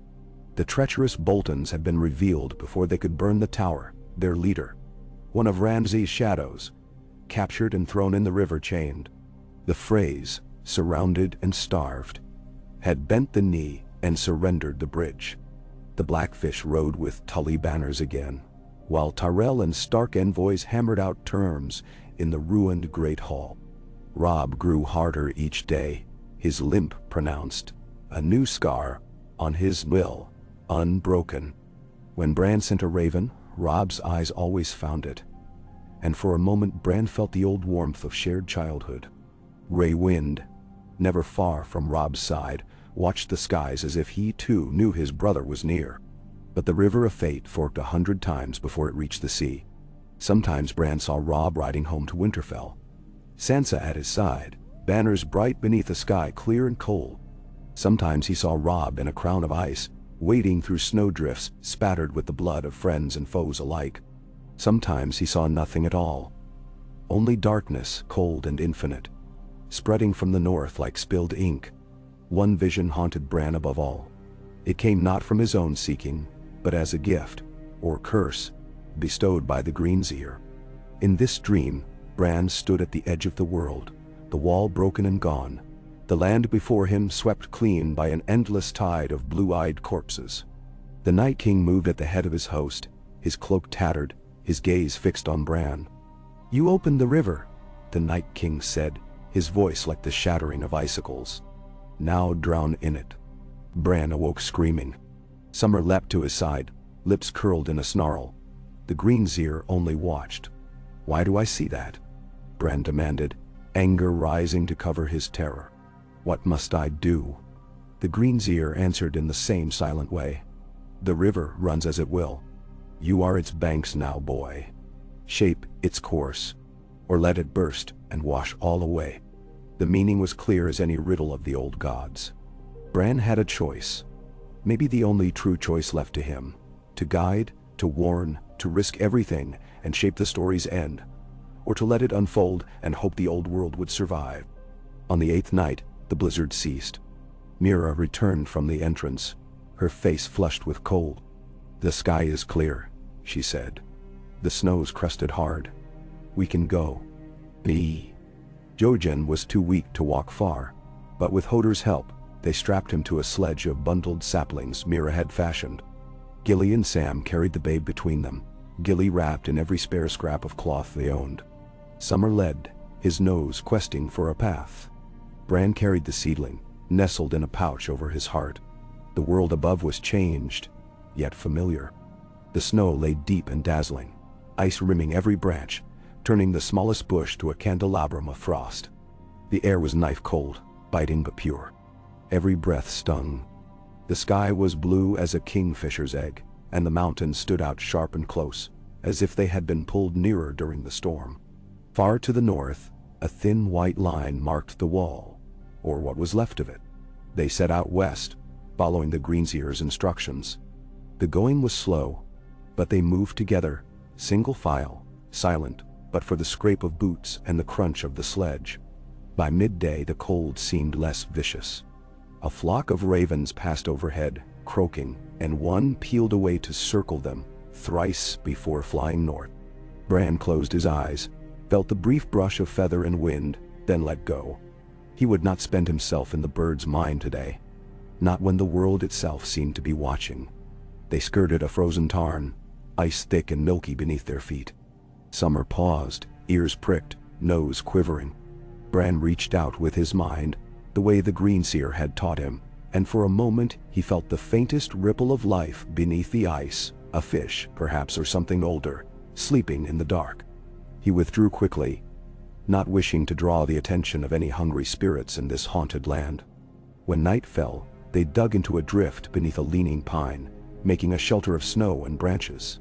Sam started a tiny fire with shavings and dried moss. Bran held the seedling in his lap and studied its leaves in the flickering light. "Will it grow here?" he asked the darkness. No answer came, but the seedling felt warm in his hands, its roots stirring against his palm. Jojen woke in the deep night and called softly for Bran. Bran crawled to him, careful not to wake the others. "The rivers are coming together," Jojen whispered. "You'll see it soon. You must be ready."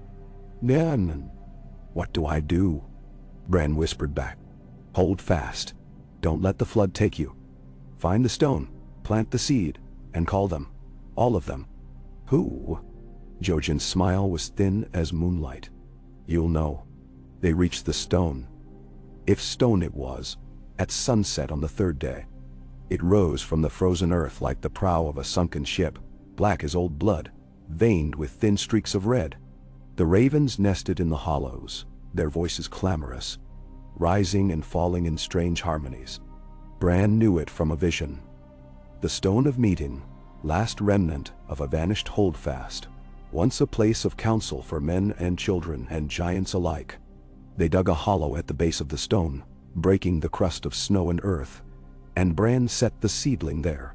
He knelt beside it, hands splayed in the dirt, and closed his eyes. He reached into the earth, down, following the root's questing thread. He felt the old life beneath, the memory of fire and ice, the blood of men and beasts, the bones of giants and greenseers and forgotten kings. He whispered to the seedling, "Grow, please, grow."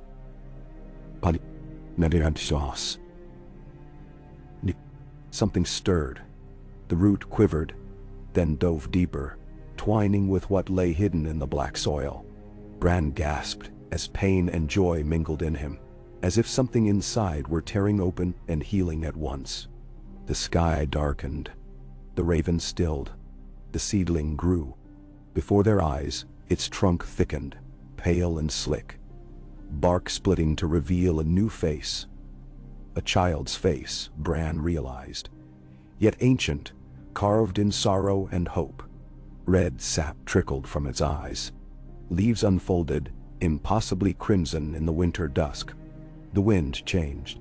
From the north, a cold deeper than any natural chill pressed down upon them. The world seemed to hold its breath. The Night King was coming. Bran stood, his mind reaching for every root, every raven, every heartbeat in the forest. He called, as Jojen had told him to do. He called the wolves, whose howls rose like storm winds. He called the crows and the children hiding in the woods. He called the old gods, the nameless spirits, the echoes of those who had waited for winter's end. They answered. The wolves came first, shadows moving between the trees, dozens of them, eyes gold and green, fur bristling.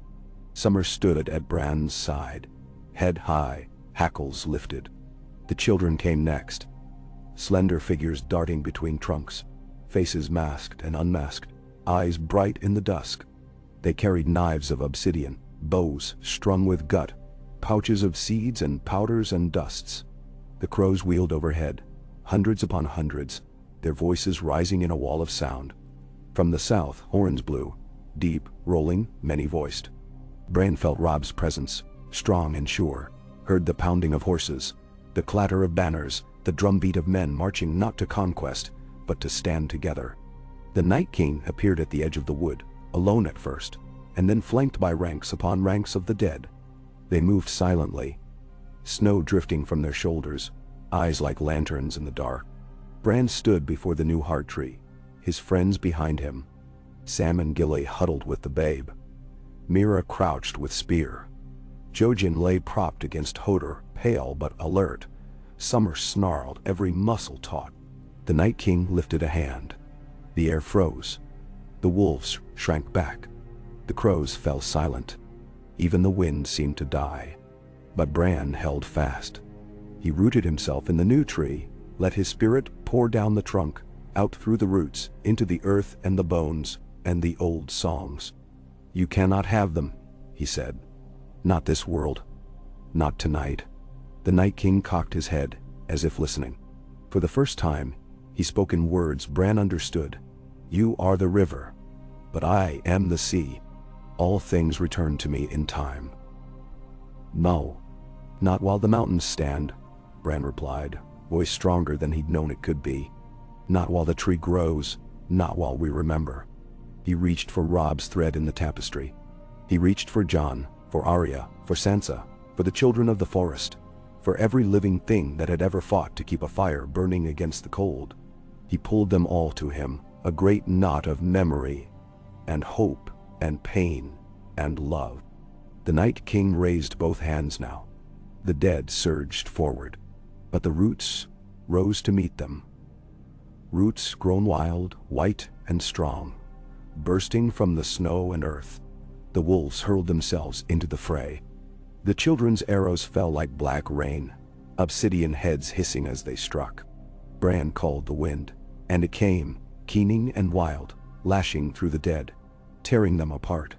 The world became a storm of root and claw, tooth and feather, ice and fire. Bran stood at the center, his heart beating with the earth's. He saw Robb fighting at his side, sword in hand, gray wind tearing a white from throat to spine. He saw Jon and Ghost leap from a snowbank, blade and fang flashing silver. Arya moved like a shadow, her knife a streak of moonlight. The Night King pressed forward, unyielding. His eyes locked on Bran. "I was made for this," he said, each word an avalanche. "You cannot unmake me." Bran held the seedling's trunk, its new face weeping red. "We can remember who you were. We can make you remember too." He reached back through the visions, back through time, back to the moment of the Night King's making, back to the pain and fear and loneliness that had given him birth. He showed the Night King the face of the first child he had been, the dreams he had lost, the warmth he had forgotten. The Night King faltered. The storm of root and memory surged around him. The wolves howled. The children sang in their old tongue, voices rising in a harmony that sounded like the wind and the rivers and the beating of the world's heart. The Night King's eyes flickered. For a moment, he was only a man, lost and cold. Bran held him there in that moment, with every scrap of will he had. "You can stop," he whispered. "You can let it go." The Night King shuddered. The dead stilled. The snow seemed to hesitate, hanging in the air. Then, slowly, the Night King lowered his hands. The dead collapsed. All at once, thousands fell, silent as snow, their bodies breaking apart, crumbling to ice, to dust, to nothing. The Night King looked at Bran, sorrow and fury warring in his face. He opened his mouth to speak, but no words came. He took one step forward and vanished, leaving only a gust of cold wind and a single perfect snowflake drifting to the ground. Bran slumped against the tree, exhausted. The wolves and children withdrew. The wind faded. The crows wheeled, calling triumph. Sam caught him before he could fall. "It's done," Bran whispered. "For now." The new heart tree stood bright and tall, its leaves burning in the last light of day. The roots glowed faintly beneath the snow, warm as a hearth. The rivers had met. The flood had passed. And for one night at least, the world was whole. Robb reached them at sunrise. He rode at the head of a column. Starks and Tullys and Tyrells, and even a few battered men of the Watch, their banners ragged but proud. He saw Bran beside the new tree and wept, all pride and kingliness falling away. He swept his little brother into his arms, whispering over and over, "You did it." Bran smiled, weary beyond words. "We did it. All of us." They buried their dead beneath the new heart tree. Bran planted seeds for each one, and in the days that followed, saplings rose where sorrow had been, their leaves red as hope. Winter's shadow passed for a time. Spring came, cautious but real, and the world turned anew. The tales of what happened spread, growing stranger and brighter with each retelling.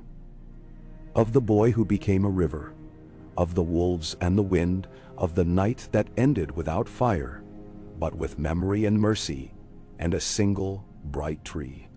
Bran stayed for a season, then another, learning from the Greenseer, from the land, from the rivers and the stones. When it was time, he set out again, not alone, but with friends and family and 1,000 new dreams.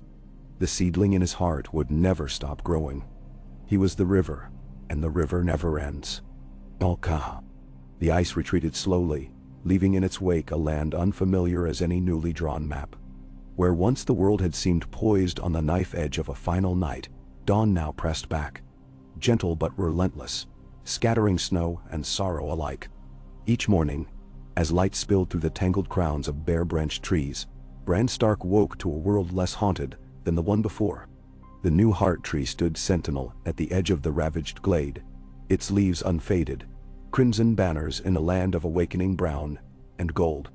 After the long battle, when the Night King vanished and the dead crumbled to nothing, a hush settled over those gathered at the Stone of Meeting.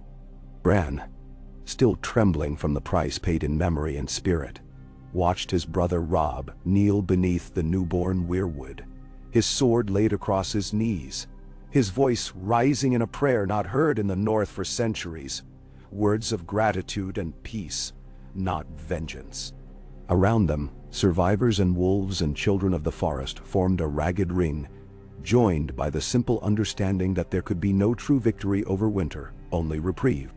Robb was changed, Bran saw, not just in the weight he bore, King of the North, Avenger of the Red, but in the way his eyes moved over the gathered crowd. They missed nothing now. The tremble in Jojen's hand, the blue tinge at the corners of Sam's lips, the raw hope in the eyes of men and women who had seen the world almost end and then return. In the months that followed, Robb seldom spoke of the siege at the Twins or the parley with Frey and Tyrell. But Bran knew that when his brother stared into the flames at night, he saw every branch of fate that had nearly broken beneath the storm. It was Sam who first spoke of rebuilding. Sitting beside the fire one evening, babe asleep in the crook of his arm, Gilly drowsing against his shoulder, he said, "We're alive, but that's not enough. We have to plant something new, something that will outlast another winter, however long it comes." He nodded toward the heart tree, its roots now knotted with 100 carved stones, each marking one who'd fallen to keep this world standing. "Maybe stories, if not walls," Mira agreed. She wandered the woods with her nets, finding the first shoots of wild garlic, the flutter of birds returning to long-abandoned nests. "Life always comes back," she said, "if you let it, if you remember what it needs." The children of the forest vanished into the deep woods, leaving behind only patterns in the snow and saplings carefully planted in secret hollows. But sometimes, as twilight thickened, Bran glimpsed eyes in the undergrowth, amber and green, ageless and watchful. He knew with the certainty of old magic that they would not abandon the north again, not so long as men remembered to look for them. It was time to move. Bran felt it in the marrow of his bones, in the restless dreams that now came every night. Visions of rivers and roads, of shattered keeps and children laughing, of the walls' ruins and green grass pushing through cracks in stone. He could not remain beneath the tree forever. The world was beginning again, and he was meant to walk it, perhaps as guide, perhaps as witness, but never again as a child hidden away from winter's teeth. The day they left the Stone of Meeting, the air was alive with the promise of thaw. Robb rode at the head of a mixed column. Men of the North and Riverlands, Tyrells from the Reach, free folk, and the few black brothers who had survived the wall's fall. They moved slow at first, picking their way through half-frozen bog and splintered woods, wary of the last drifting whites that sometimes wandered, lost and leaderless, until the wolves or children's arrows found them. Bran traveled in a sledge drawn by summer and gray wind, with Hodor beside to lift him from the snow when needed. Each night they stopped at ruined villages, burned farmsteads, silent keeps. Each night, Bran reached out with the weirwood's power, searching for those left behind. Some he found alive, battered but unbroken, and brought them to the fires. Others he found only as memory, faces and voices caught in the stones, in the blood-soaked fields where battle had swept and vanished. For these, he planted seeds by moonlight, promising that nothing truly passed in a land where the old gods watched. Jojen rode in silence now, bundled against the lingering cold. He seldom dreamed, and when he did, his visions were softer, green grass, the laughter of children, the sun shining through broken towers. Sometimes he smiled at Bran as if to say, "I told you this day would come." Gilly and Sam, with the babe now chubby and pink-cheeked, walked together among the tents and the sick, Sam's gentle words restoring hope where Maester's medicines could not. More than once Bran saw Sam whispering to the old heart trees they found in untouched godswoods, pressing his palm to the bark and listening as if he could hear the songs of all those who had ever prayed there. Sansa met them in the shadow of the ruined moat Kaelin. She was changed too. A queen in all but name, her bearing proud, her eyes hard as garnets.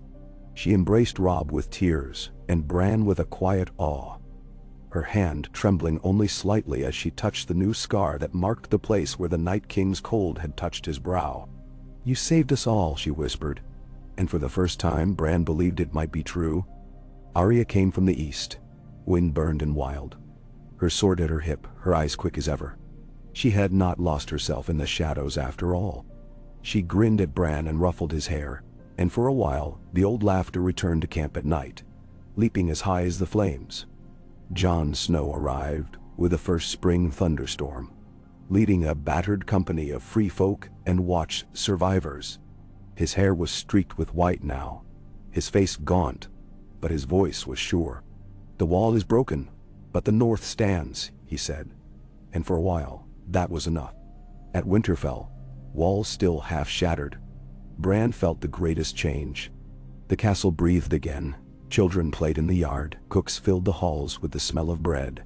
The godswood rang with voices both old and new.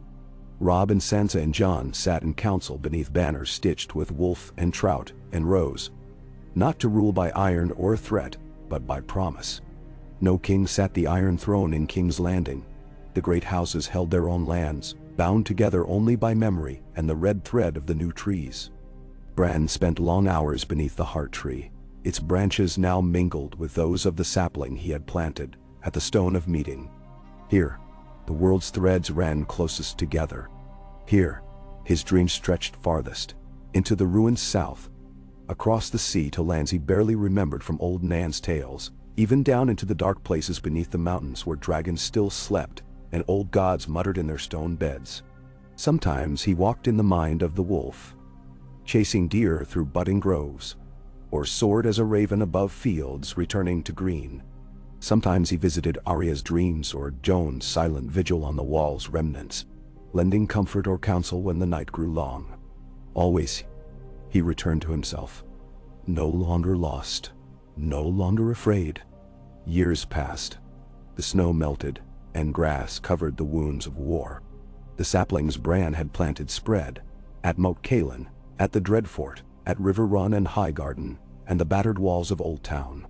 Each tree remembered. Each tree wove its roots a little deeper, tying together the land, the stories, the people who walked between them. The North changed too. Free folk settled in empty villages, trading with the men of the South.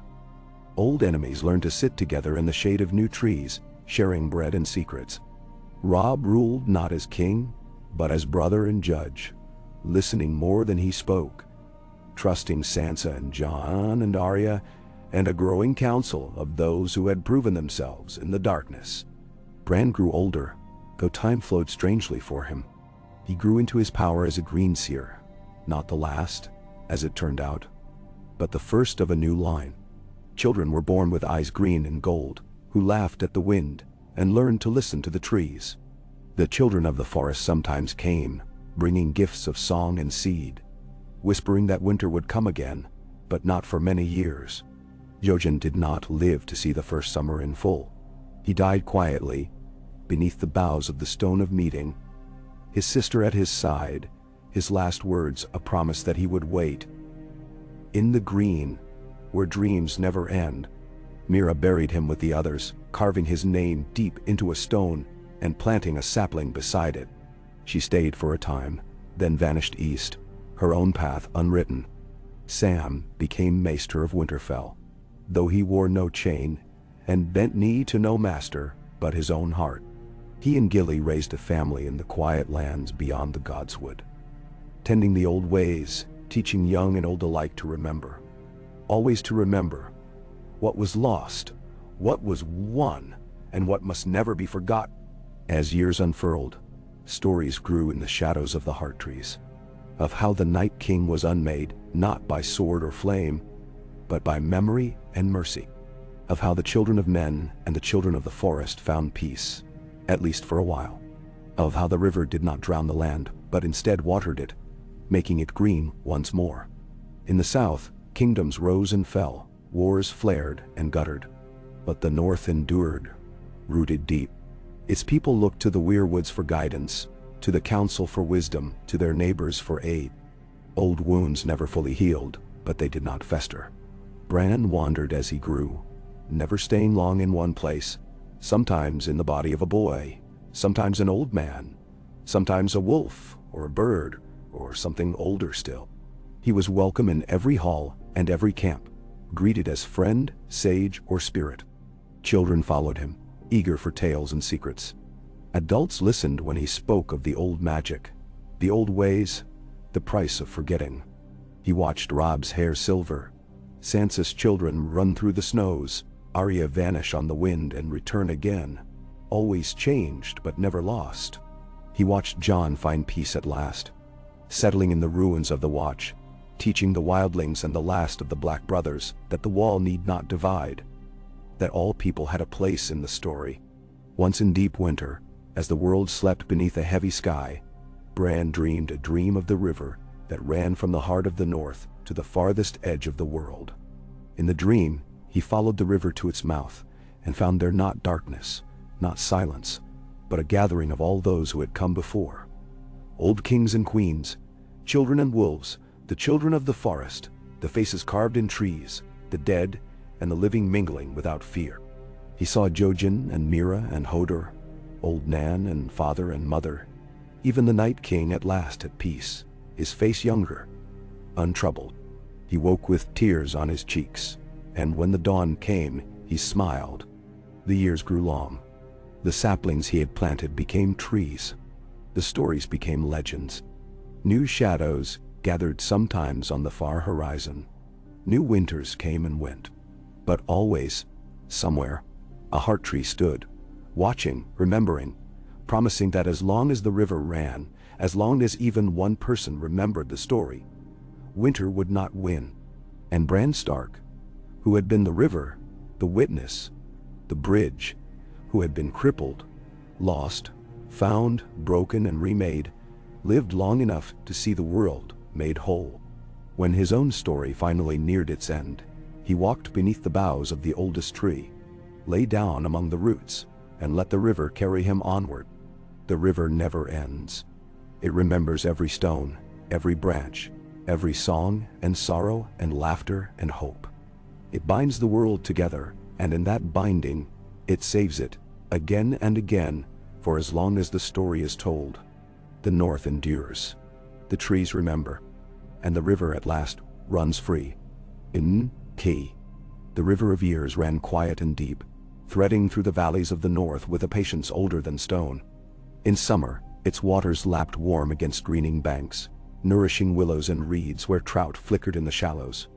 In winter, it lay beneath a skin of ice, dreaming of rain, carrying in its dark current the stories of those who had passed by its banks, kings and shepherds, wildlings and wolves, all swept in time toward the faraway sea. Bran felt the river's movement in his bones, even when he stood among the sunlit grasses of a new dawn. The heart trees had multiplied since the world was last unmade and remade, each one a living knot in the tapestry of memory that spanned the lands from the Frostfangs to the Reach, from Winterfell's quiet Godswood to the broken shell of Old Town's Grand Sept. The age of swords and crowns was giving way to another age, the slow work of peace. Robb's council, once a gathering of desperate survivors, now grew fat with minor lords, wise women, free folk and maesters whose loyalty was first to the land and only after to any king. No one spoke much of thrones, or dragonfire, or the cruelties of the vanished south. They had learned, in the hard white silence of the last winter, that the north was a world unto itself, one that must be guarded not by walls, but by oaths and the red roots of memory. Bran's home was nowhere and everywhere. In the summer months he would walk, sometimes on his own legs, sometimes with Hodor's broad shoulder under his hand, through barley fields and sheep pastures, pausing to listen to the wind in the birches or to children learning archery on the new green. He might wake in the high tower of Carhold one week, in a drowsy market town by the White Knife the next. He ate brown bread in timber halls, hung with antler trophies, drank sweet cider with old women whose faces Bran remembered from before the long night, and always listened. Wherever he went, stories clung to him like the scent of wood smoke. The children followed at a respectful distance, hiding behind doors and hayricks to watch the boy who had grown into a man and a legend both. He was taller now, broad-shouldered as a Stark, though the limp never left him. His eyes, too, had changed. Irises ringed with green and gold, old magic etched deep as rootwork beneath their surface. He was never alone. Summer ranged ahead or behind, gray muzzle going white with age but stride as fluid as ever. Sometimes another direwolf ran with them, a she-wolf with brindled fur and eyes like moonlight, the great-granddaughter of Nymeria, come from the forests south of the Neck, drawn by the stories whispered on the wind. She would press her nose to Bran's palm, snort, and then vanish, only to reappear months later with a new litter in tow. The free folk called him the Listener. In the market towns, they called him Bran, the Green. The old ones, who had not forgotten, called him Greenseer or Dreamer, or sometimes simply Bran. His friends called him brother. Robb's hall in Winterfell grew busier, then quieter again as the years passed. Robb himself grew leaner, not from hunger, but from the honest labor of rebuilding. His hands calloused, hair streaked with gray. Sansa became Lady of the North in truth, guiding the council with a shrewdness learned in the South, and a kindness learned in the long dark. Her children, clever, willful, golden-haired and red, chased each other through the broken towers, always returning to the Godswood for stories. Arya came and went, never lingering long, always arriving from the horizon with the gift of some impossible tale. Ships sailing to the edge of the world, a ruined city where faceless men gathered, an island where dragons slept and dreamed. Jon, older now, quiet as snowfall, tended the wildlings who farmed the cold earth near the remains of the wall, teaching their sons the old oaths, teaching their daughters to read and count and ride. Bran saw them all, in life and in dreams. Sometimes he would wake in the night with the taste of salt on his lips, the memory of Arya's knife or Jon's laughter, or Sansa's lullaby weaving through the branches above him. He dreamed of Hodor too, sometimes as a boy, sometimes as a giant, always smiling. In those dreams, the door he'd held was no longer a burden, but a gateway. Hodor would wave, and Bran would step through, finding himself again in the halls of childhood, where every voice was known and every shadow held no threat. The world beyond the north changed as well.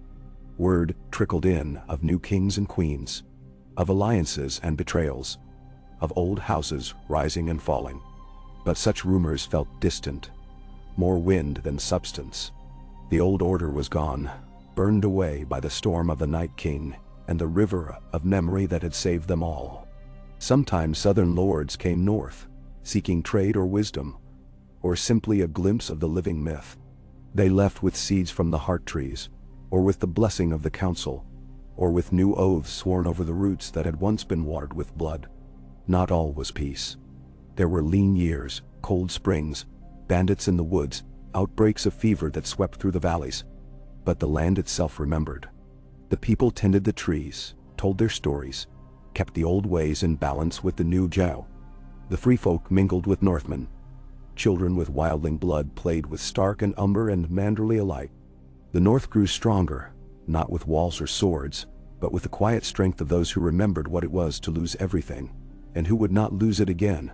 Sometimes, in the deep of night, Bran would slip into the roots of a weirwood and ride the river of time.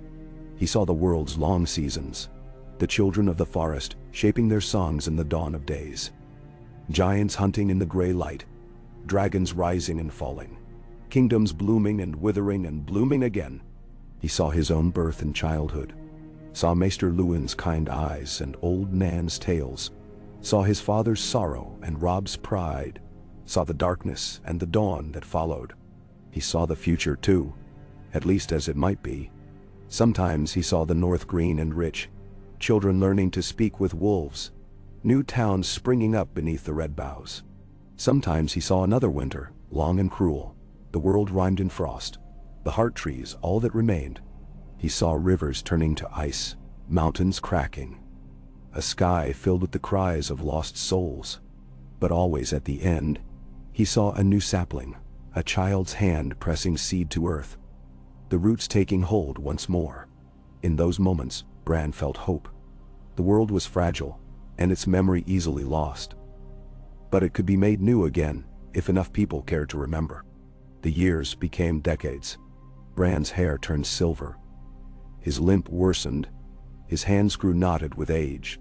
Yet his eyes, green and gold and deep as the Godswood, never dim. He walked less, but traveled farther in dream. He visited Jon in the north, Sansa in her hall, Arya wherever she wandered. He watched the children grow, watched the trees multiply, watched the world spin on. One autumn, when the leaves burned red as dragon's blood, Bran sat beneath the oldest tree and felt his heart slow, felt the river running stronger than ever. He closed his eyes and let his thoughts drift down into the earth, into the roots and stones, into the memory of all he had loved and lost and found again. He saw Hodor holding the door. He He saw Rob laughing in the sunlight, sword slung over his shoulder. He saw his mother's smile, his father's hand, his siblings running in the snow.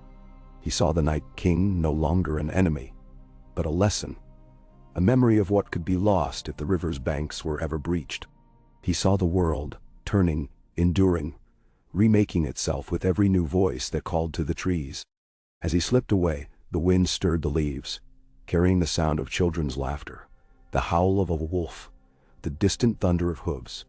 In every village, every hall, every clearing where a heart tree stood, people paused, looked to the red leaves, and remembered. Bran's body lay quiet beneath the tree. Summer curled beside him, old and gray but loyal to the last. The people of the north found him at dawn, his face peaceful, his hand resting on the root that wound around his childhood home. They buried him beneath the boughs, planting a new sapling at his head, as was the custom for those who had lived in the river of memory. And still, the river ran, quiet, deep, carrying the song of the world forward. Children grew up hearing tales of Bran the Listener, Bran the Green, Bran the River and the Bridge. Sometimes on clear nights, they claimed to hear his voice in the rustling of the leaves, to see his shadow moving among the roots. But whether legend or truth, it did not matter. The river was unbroken. The world endured. The trees remembered. And in every heart that cherished memory, Bran Stark lived on. In time, the North became more than a land or name. It became a promise. Banners faded, names changed, but the roots held. From distant kingdoms to forgotten villages, travelers followed the stories northward, seeking counsel beneath the trees. Some left offerings, bread, carved stones, scraps of song. Others came only to listen, to feel the weight of years pressing close, to remember who they were and who they might yet be. No king or council ruled forever. Seasons turned, winters came and went, summers burned bright and faded. Yet always, when the river ran high and the world seemed close to drowning, someone would plant a new seed, tell a new story, offer hope against the darkness. And always, in the deepest shadows, the roots waited, strong, silent, ancient, and kind. So the story of Bran, the boy who changed the river's course, passed from mouth to mouth, generation to generation. He became the shape of every heart tree, the whisper in every leaf, the memory that never faded. For as long as the river ran and the trees remembered, the North and all the world was never truly lost. Yeah. The seasons slipped one into the next with a gentler rhythm, the land neither ruled by terror nor left to indifference. Bran's legend passed into the marrow of the North, not with fanfare, but the quiet settling of roots. In the wake of his death, there was mourning. Yes, children cried beneath the heart tree. And even the stoic men of Winterfell stood in silent rows as the sapling was planted above Bran's grave. But the sorrow did not curdle. It was the soft ache that follows after rain, that signals the earth has drunk deep and will now grow. Life continued, different but stronger. The council that had replaced lords and kings now met in a roundhouse built of heavy timbers near the heart tree's shadow, each member bringing their wisdom, their scars, their hopes. Sansa presided, the gray in her hair shining in the sun, her children grown, and some already with children of their own. Jon rode down from the far north, grizzled, a living myth among free folk and settled clans alike. When he sat at Sansa's right, old quarrels melted away. Arya returned from sea voyages that had changed her more than distance or time ever could. But she brought news and new seeds, new songs and strange companions. A tall summer Islander with skin dark as wet earth. A Volantine scholar with 1,000 riddles. A former pirate who carved whalebone into perfect wool. The saplings Bran had planted had matured in the years since his passing, and their roots intertwined beneath the earth like clasped hands. Some said they heard him still, especially on the evenings when wind ran wild through the godswood. A wordless murmur, more feeling than sound, as if the trees themselves exhaled memory and gratitude. The children grew up listening for his voice. Some even claimed to see a wolf with green gold eyes in the mists at dawn, or a crippled boy laughing as he ran along the bank of the river that had once nearly drowned the world. Bran's story found its way into every home, whether built of stone, wood, or sod. It was told by candlelight, in the great hall, and at the lowliest hearth, in the cadence of a grandmother's voice, and the laughter of a child too young to remember the old wars. It was the tale of a boy who would not let the river run red, who gave everything and returned it all, who turned pain into power and made a bridge where none had existed. And most precious of all, it was a story that did not end with a single life, but branched endlessly, echoing out into new generations, new beginnings, new hope. The North flourished. Wheat grew tall in the valleys, and goats grazed on hills that had once been battlefields. Free folk villages and Northman towns blurred their borders. Men and women who had once eyed each other with suspicion now shared bread, weddings, and songs. Some of Arya's companions settled and married, their children blending stories from faraway islands and cities into the North's deep well of memory. A boy from Skagos became the greatest builder of boats the White Knife had ever seen. A girl with copper skin and an ivory flute taught the children of the woods to sing as if their voices could mend broken hearts. There were times of struggle. One autumn, a sickness swept through the lower valleys, and it was Samuel Tarley, older, heavier, beloved by all, who brought healing, guiding herbalists and midwives, ensuring every hall had medicine and comfort. When a great blizzard threatened to cut off the southern passes, the council did not send soldiers, but a train of sleds with food and warm furs. The gifts delivered by every house, high and low. In those dark months, the heart trees glowed in every god's wood, candles and ribbons tied to their boughs, a promise that no one would be left alone again. Children born in those years were marked by wonder and curiosity. Many were greenseers, though few were as powerful as Bran. Most simply dreamed deeper, or found comfort resting against the roots, listening for old songs. Some had the knack for knowing when the salmon would run, or where the first shoots of wild garlic would push through snow, or when the wind would shift before a storm. A few learned the old tongue from the children of the forest, who returned more often now, their faces ageless, their laughter like falling leaves. At Winterfell, Sansa's daughter Lyanna, named not only for her aunt, but for all the lost and remembered, became the greatest storyteller in 100 years. She spun the tales of her family, her land, and Bran's river for lords and shepherds alike, and when she grew old, her students carried her voice to the edges of the known world. Jon, gray-bearded and stoop-shouldered, was revered as a wise man and mediator. Wildlings brought him disputes and gifts. Southron lords sought his word when the rivers flooded, or the old feuds threatened to flare. When he died, it was in his sleep, beneath the boughs of the largest heart tree in the haunted forest. With his wolf at his side, and the peace he had never known in his youth settled finally on his face. The night he passed, a great aurora shimmered overhead, and even in the farthest holdfasts, people woke and stood in the snow, silent and moved by something they could not name. Arya's path led her across oceans and back again. She never wed, but her life was full of adventure, love, the ache of loss, and the renewal of return. She was seen last at the heart tree above Bran's grave, her hair silver in the starlight, her face lined with laughter. Some claimed she vanished into the God's Wood, walking out among the shadows. Others whispered she became a wolf at last, running forever with her brother. The heart trees, ancient and new, spread slowly south. Some septons grumbled, but even in the Crownlands and the Reach, there were places where the old gods and the new mingled, their prayers rising together. The faiths found harmony in shared memory, and the land itself became the binding, the quiet song that threaded through every house and hall. Generations passed. War returned to the south now and then, but the north stood, its people united by a memory deeper than blood, a story that transcended banners and swords. Sometimes wildlings from the far ice would ride south, bringing warnings or seeking help. Sometimes ships from distant isles arrived at White Harbor, seeking stories and wisdom, leaving behind treasures and new friends. Each time, the people of the north answered not with suspicion, but with hospitality, their counsel open to any who came in peace. Bran's River had become a way of life, The council preserved not only laws, but the stories written, sung, and carved in the wood of the heart trees. Sam's descendants founded a school on the White Knife's bank, where children learned to read and heal and remember. Lyanna's tales were passed to every child, until it was said even the wolves and the crows could recite them.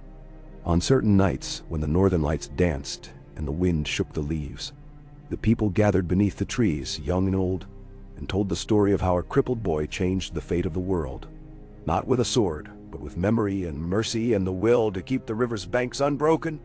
One winter, as the oldest heart tree's shadow stretched long across the snow, a small girl crept from her family's hall, a single seed cradled in her palm. She knelt by the riverbank, dug a hole in the frozen mud, and pressed the seed down, singing the old words her grandmother taught her.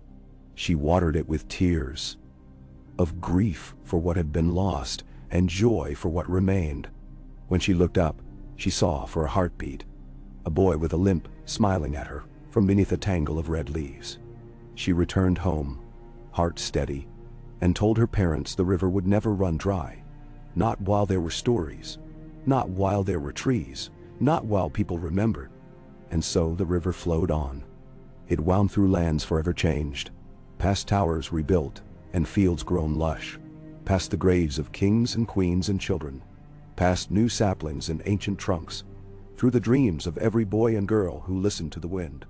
It carried Bran's story, and all the stories onward, never forgetting, always enduring, always beginning again.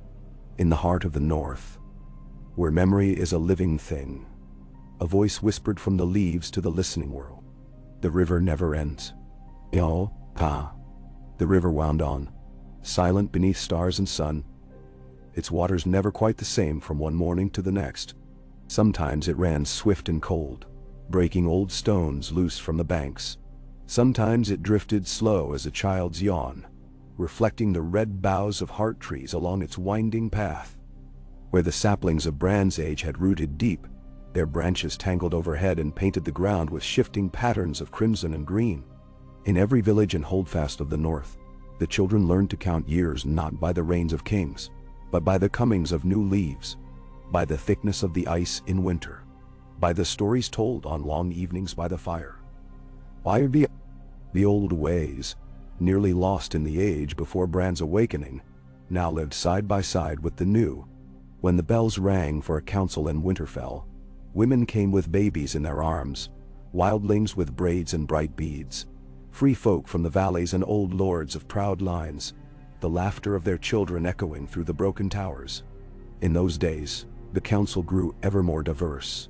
Some said it was the land itself, remembering what it was to be broken and then made whole. Others, the quietest and the oldest, believed it was the will of the river and the trees, a pulse that reached out from the godswoods, threading into every mind that lingered in their shade. Either way, the council became something greater than any crown. They argued, they mourned, they made mistakes, but the roots of their rule ran deep, and so the North prospered. Sam's school by the White Knife became a place of legend. Children traveled from the farthest reaches, learning to read runes and letters, to heal wounds with herbs and words, to honor both the old gods and the new. Sam's daughter, Alice, wore her father's patience and wit, and when she taught the youngest how to listen to the trees, they swore they could hear her laughter mingling with the wind in the leaves. Every year at midsummer, the students staged a great telling of the river's story, each child playing a part. Bran and his wolves, the Night King and his shadowy host, Sansa the Lady, Arya the Wind, Jon the Wall, Sam himself, bumbling and wise. The audience wept and cheered, their voices rising in chorus to join the trees. The heart trees that once only watched now offered shelter, guidance, and comfort. In troubled times, folk knelt beneath their boughs, pressing their palms to the bark. Some rose with answers, some with only the peace that comes of being heard. In the coldest months, when snow heaped against the doors and the wind sang of the old wars, people gathered in the godswoods to share food, stories, and warmth, turning the memory of sorrow into a promise of endurance. Babies were named for heroes of the last winter, and old enemies made peace beneath the red leaves, the ground between them holy and hallowed by the river's song. Travelers brought news of the world beyond. Sometimes they came for trade, sometimes for wisdom, sometimes only to see the North's new heart. Those who arrived with steel and threat found no army to meet them, only the unyielding patience of a land that had survived death and cold and the greed of the South. Even the boldest left changed, bearing away seeds for their own lands, sometimes new faith, sometimes only a tale to be retold by their own fires. The free folk, long mistrusted, became guides and protectors of the wild places. They mapped the hidden valleys and the rivers that ran north to the sea, leading hunting parties, teaching old skills to a new generation. Mance Rayder's grandchildren, one flame-haired, one dark and silent, became singers of songs so haunting that sometimes the heart trees seemed to lean in, listening, and sap dripped like tears onto the moss. No one forgot the price of peace. In the spring after Joan's passing, a plague struck the lowlands, and a third of the harvest failed. Sansa rode herself to the edge of exhaustion, riding from holdfast to holdfast, organizing stores, brokering trade with the Reach and Dorne. Arya crossed the mountains with a caravan of healers and clever hands from distant Bravos, teaching the folk of the valleys new ways to farm, new ways to cure, new ways to fight the silence that follows hunger. Through it all, the children of the forest lingered at the edge of vision. Sometimes a hunter would return to the village, eyes wide, bearing a blade of dragon glass or a pouch of strange seeds. Sometimes a direwolf's howl would echo in the night, and old men would say, "Bran walks tonight." In the autumn, when the leaves fell thickest, women and men slipped quietly into the gods' woods to leave their offerings.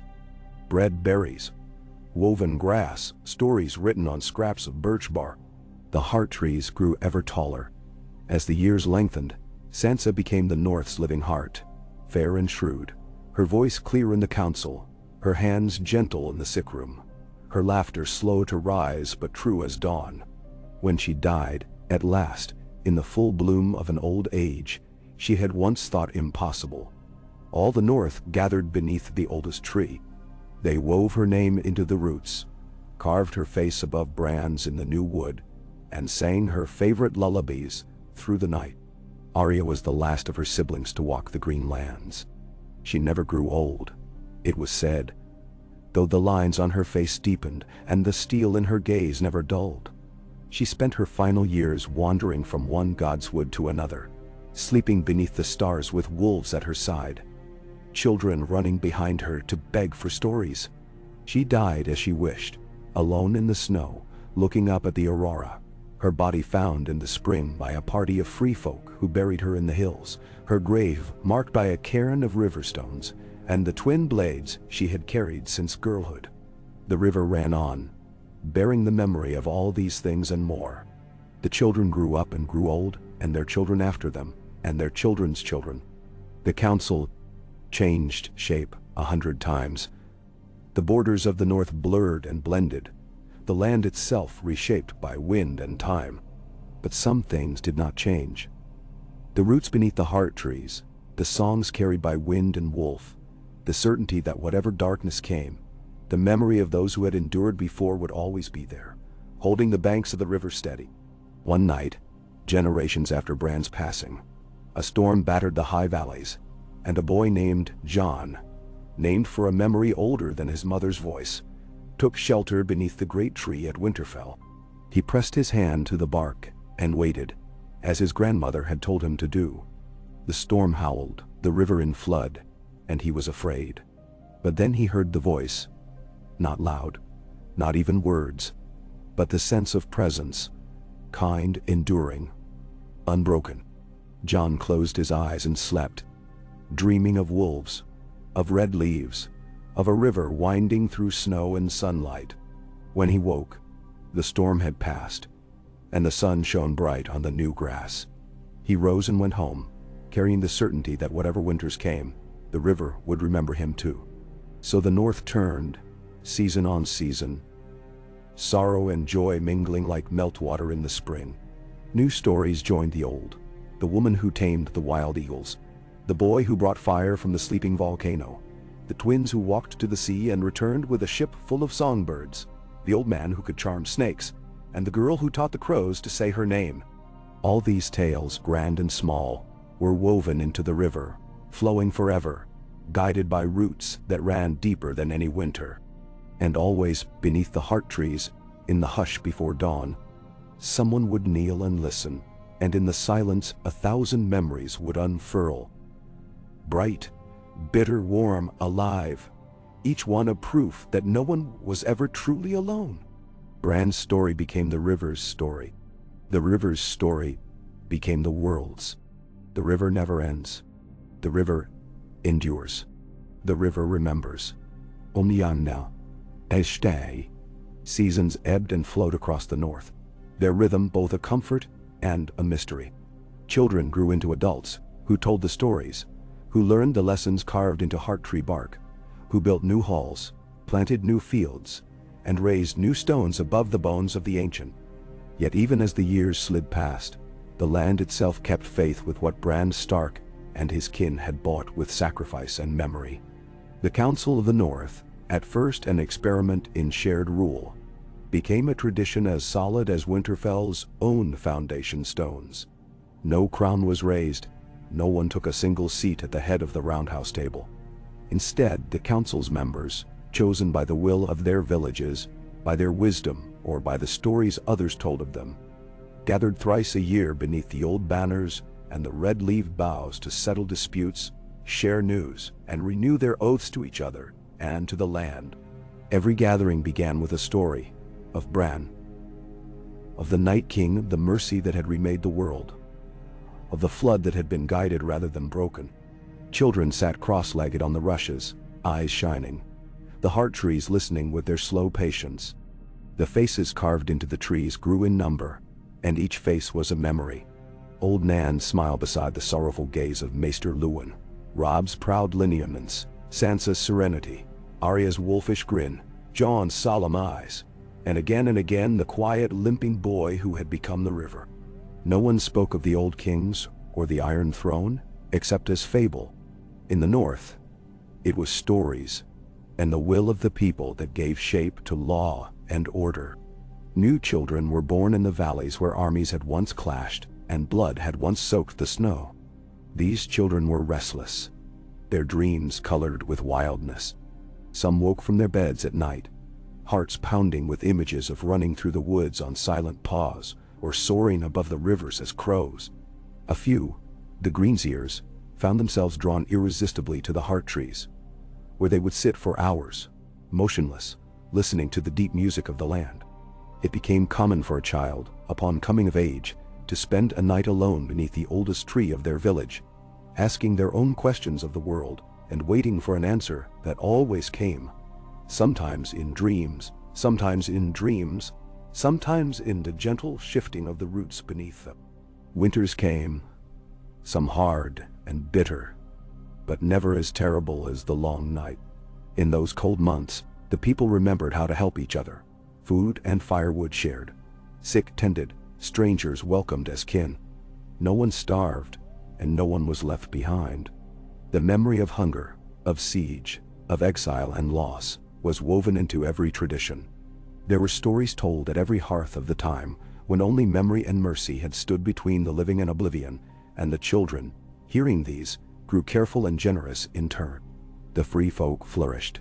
The once fractured clans of the far north and the wildlings who had come through the wall found their own place in this new world. Some founded villages of their own, teaching their children the old tongue, passing down the songs that had kept hope alive during the darkest nights. Others joined the towns and holdfasts of the north, bringing new ways of hunting, new stories, and the restless, wary pride of those who had once sang but each other. Every spring, the north held a festival of rivers and roots. People came from as far as White Harbor, the mountains of Skagos, the ruined holdfasts at the edge of the haunted forest, and from deep in the neck, where reeds and water lilies carpeted the world. Banners were raised not for war but for joy, and great boats sailed the rivers, trailing garlands of fresh flowers, carrying children who cast bread upon the waters for the fish and the waterfowl. In the evenings, singers gathered by the heart trees, their voices rising in harmonies old and new, the sound carrying through the deepening twilight, a music to stitch every lonely life together. Sam's school by the White Knife became a true sanctuary of knowledge. The scribes there learned to set stories down not just on parchment, but on wood and bone, and even in the weaving of tapestries. A new language, part Old Tongue, and part the runes of the South, grew up. A script meant to last, meant to be read not just by maesters, but by the children of the smallest hamlets. The descendants of Sam and Gilly kept the lore, their library growing larger each year, sending students to every corner of the North, and even across the narrow sea.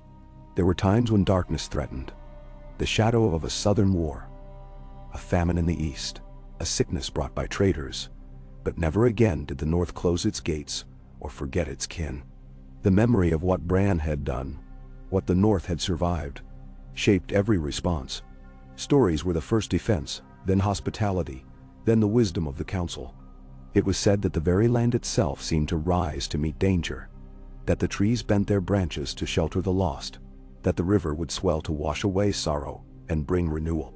Strange new friendships blossomed.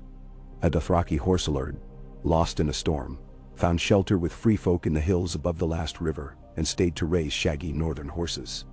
A woman from the Summer Isles came to Sam's school and taught the children the lore of winds and tides.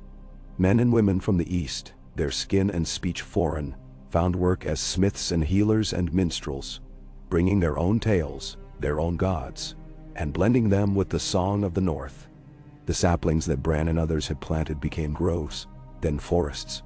Some heart trees grew so thick and high that villages sprang up around their roots, houses built in a circle, doors always open to the godswood. In these places, children played beneath the red leaves, making up stories of wolves and rivers, and the boy who had bridged the worlds of living and dead.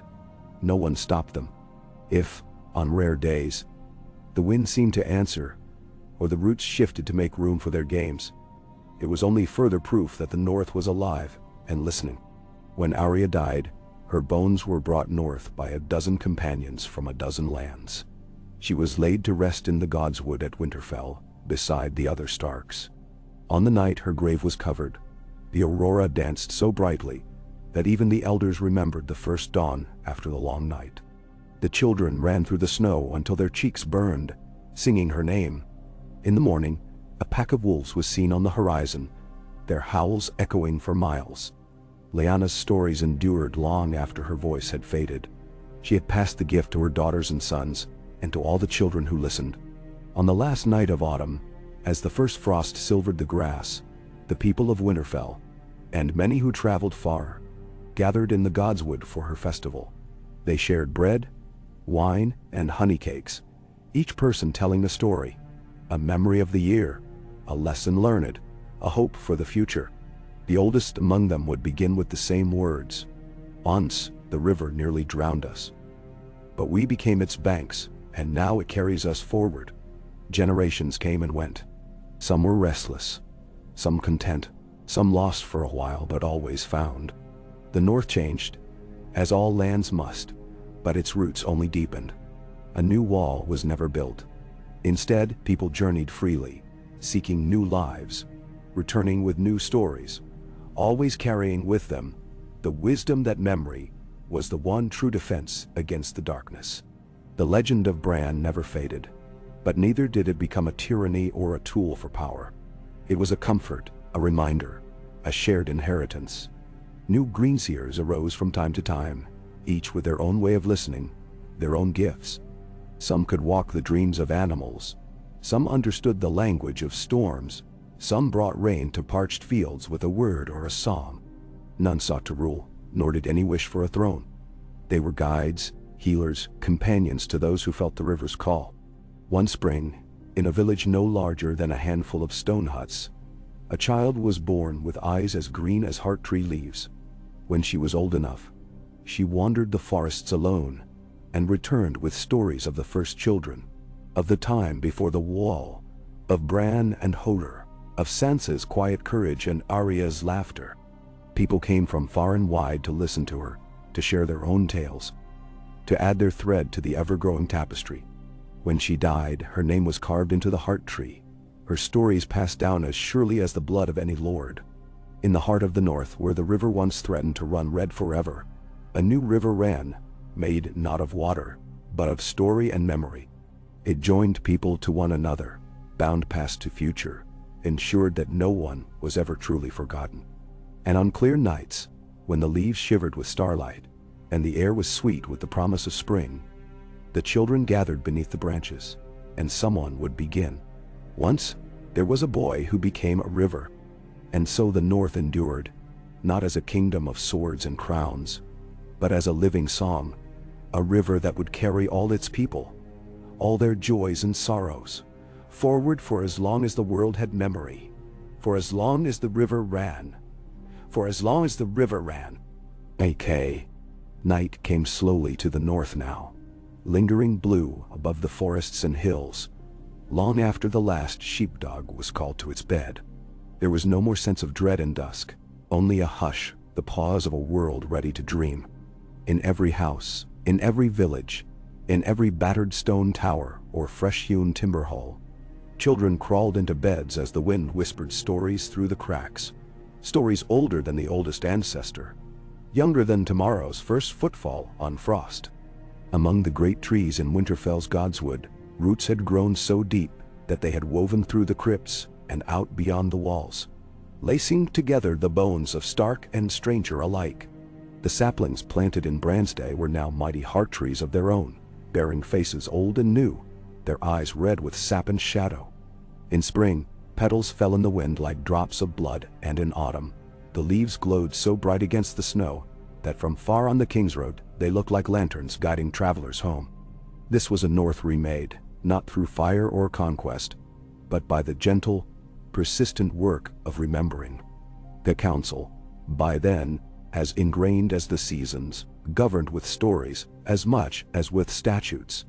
Arguments in the roundhouse often began with a tale of a stubborn lord outwitted by a peasant, of a forgotten pact between river and reed, of Bran and his wolves, and the price of peace.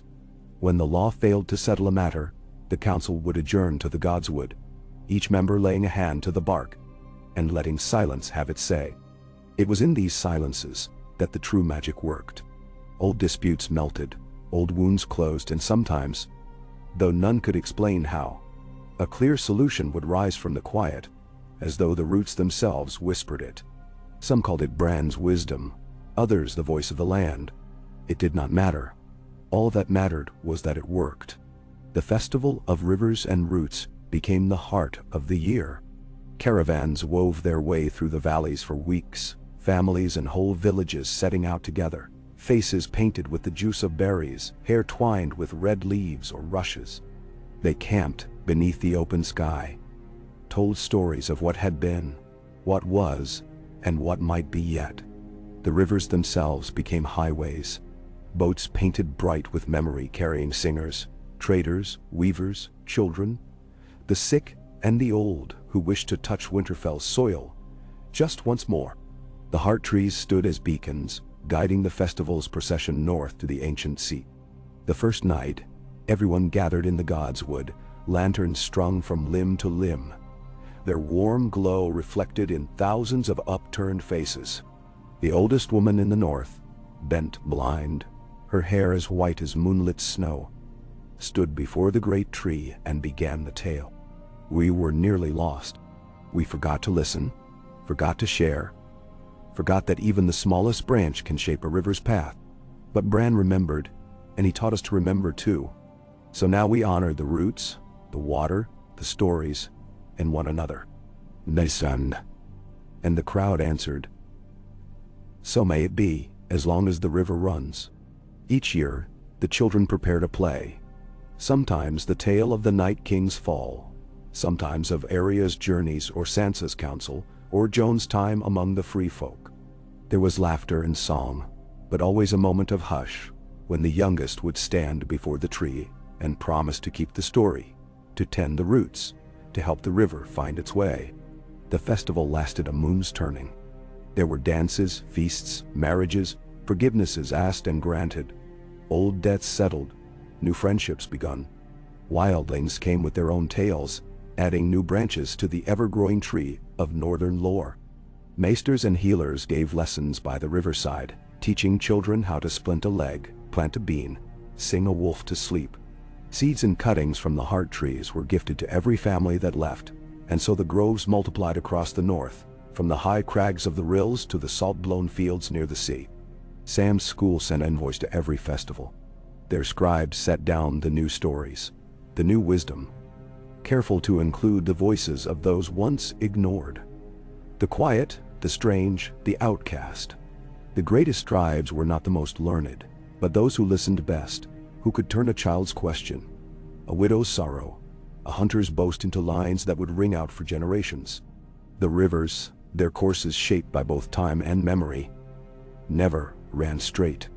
Old channels dried, new ones cut across meadows and through forests, carrying silt and life and story. The people learned to follow the river's moods, to plant on higher ground in flood years, to fish deeper pools in drought, to trust that what seemed lost might one day be found.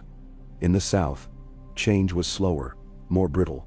Some kings still warred, and some high lords still clung to old hates. But stories traveled farther than armies. The legend of the North Council, its healing festivals, its greenseers, who ruled not by steel, but by song, spread down the roads. Some mocked, some envied, but most listened. Soon, in the borderlands, folk planted their own groves, invited their own neighbors to share bread and tales. Peace, it turned out, was as contagious as plague, only slower and sweeter. In time, all the children of the Starks were gone, but their names remained as songs in the mouths of the people. Sansa's blood ran in the veins of merchant queens and council stewards. Arya's knives hung above hearths in houses whose names she never learned. Jon's line, mingled with free folk and lowborn, produced wolfish-eyed children who often vanished into the wild, only to return with the first snows. And everywhere, the river and the trees bore witness. Generations passed, seasons spun. Famine came and went, so did peace and storm and the brief flare of old tempers. But the North held. Its roots reached even beyond its own land. Ships brought saplings to distant islands. The children of Dorne planted groves that grew white flowers and red fruit.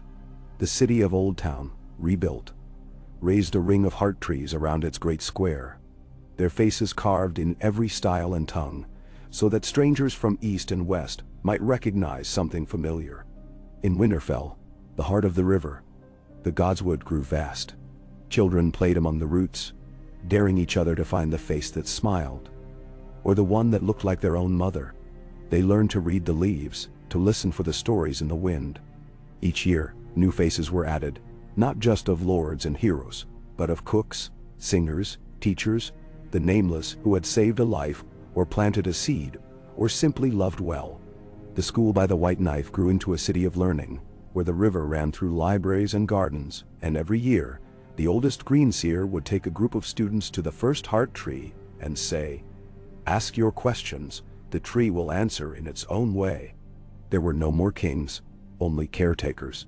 The old words, duty, honor, courage, were joined by new ones, mercy, memory, story, peace. No border was fixed forever. The North's lands waxed and waned as people moved, as rivers shifted. But the trees remained. When the river flooded, it left behind richer earth. When it shrank, its bed became a road for feet and carts. The people adapted, remembering that all things change, and that change too was a kind of memory. Some said that, in the oldest part of the godswood, if you pressed your ear to the ground, you could still hear Bran's voice, or Hodor's laughter, or the howls of the deer wolves. Some said that the river sang, and that on moonless nights, if you floated downstream in silence, you would dream of every story that had ever been told. No one went hungry alone, and no one died forgotten. Every spring, new names were carved in the roots, and new children learned the story of the boy who had once held the river's flood at bay. In the long peace, the North blossomed into legend, not for its power, but for its memory, and for the promise that, as long as one person listened beneath a heart tree, the story would go on. And so, While thrones turned to dust and crowns to rust, the river ran, carrying with it every tale. Every loss and victory, every secret whispered into the roots, every hope born in a darkened hall. The river never ended. It only changed course, and always, always it remembered.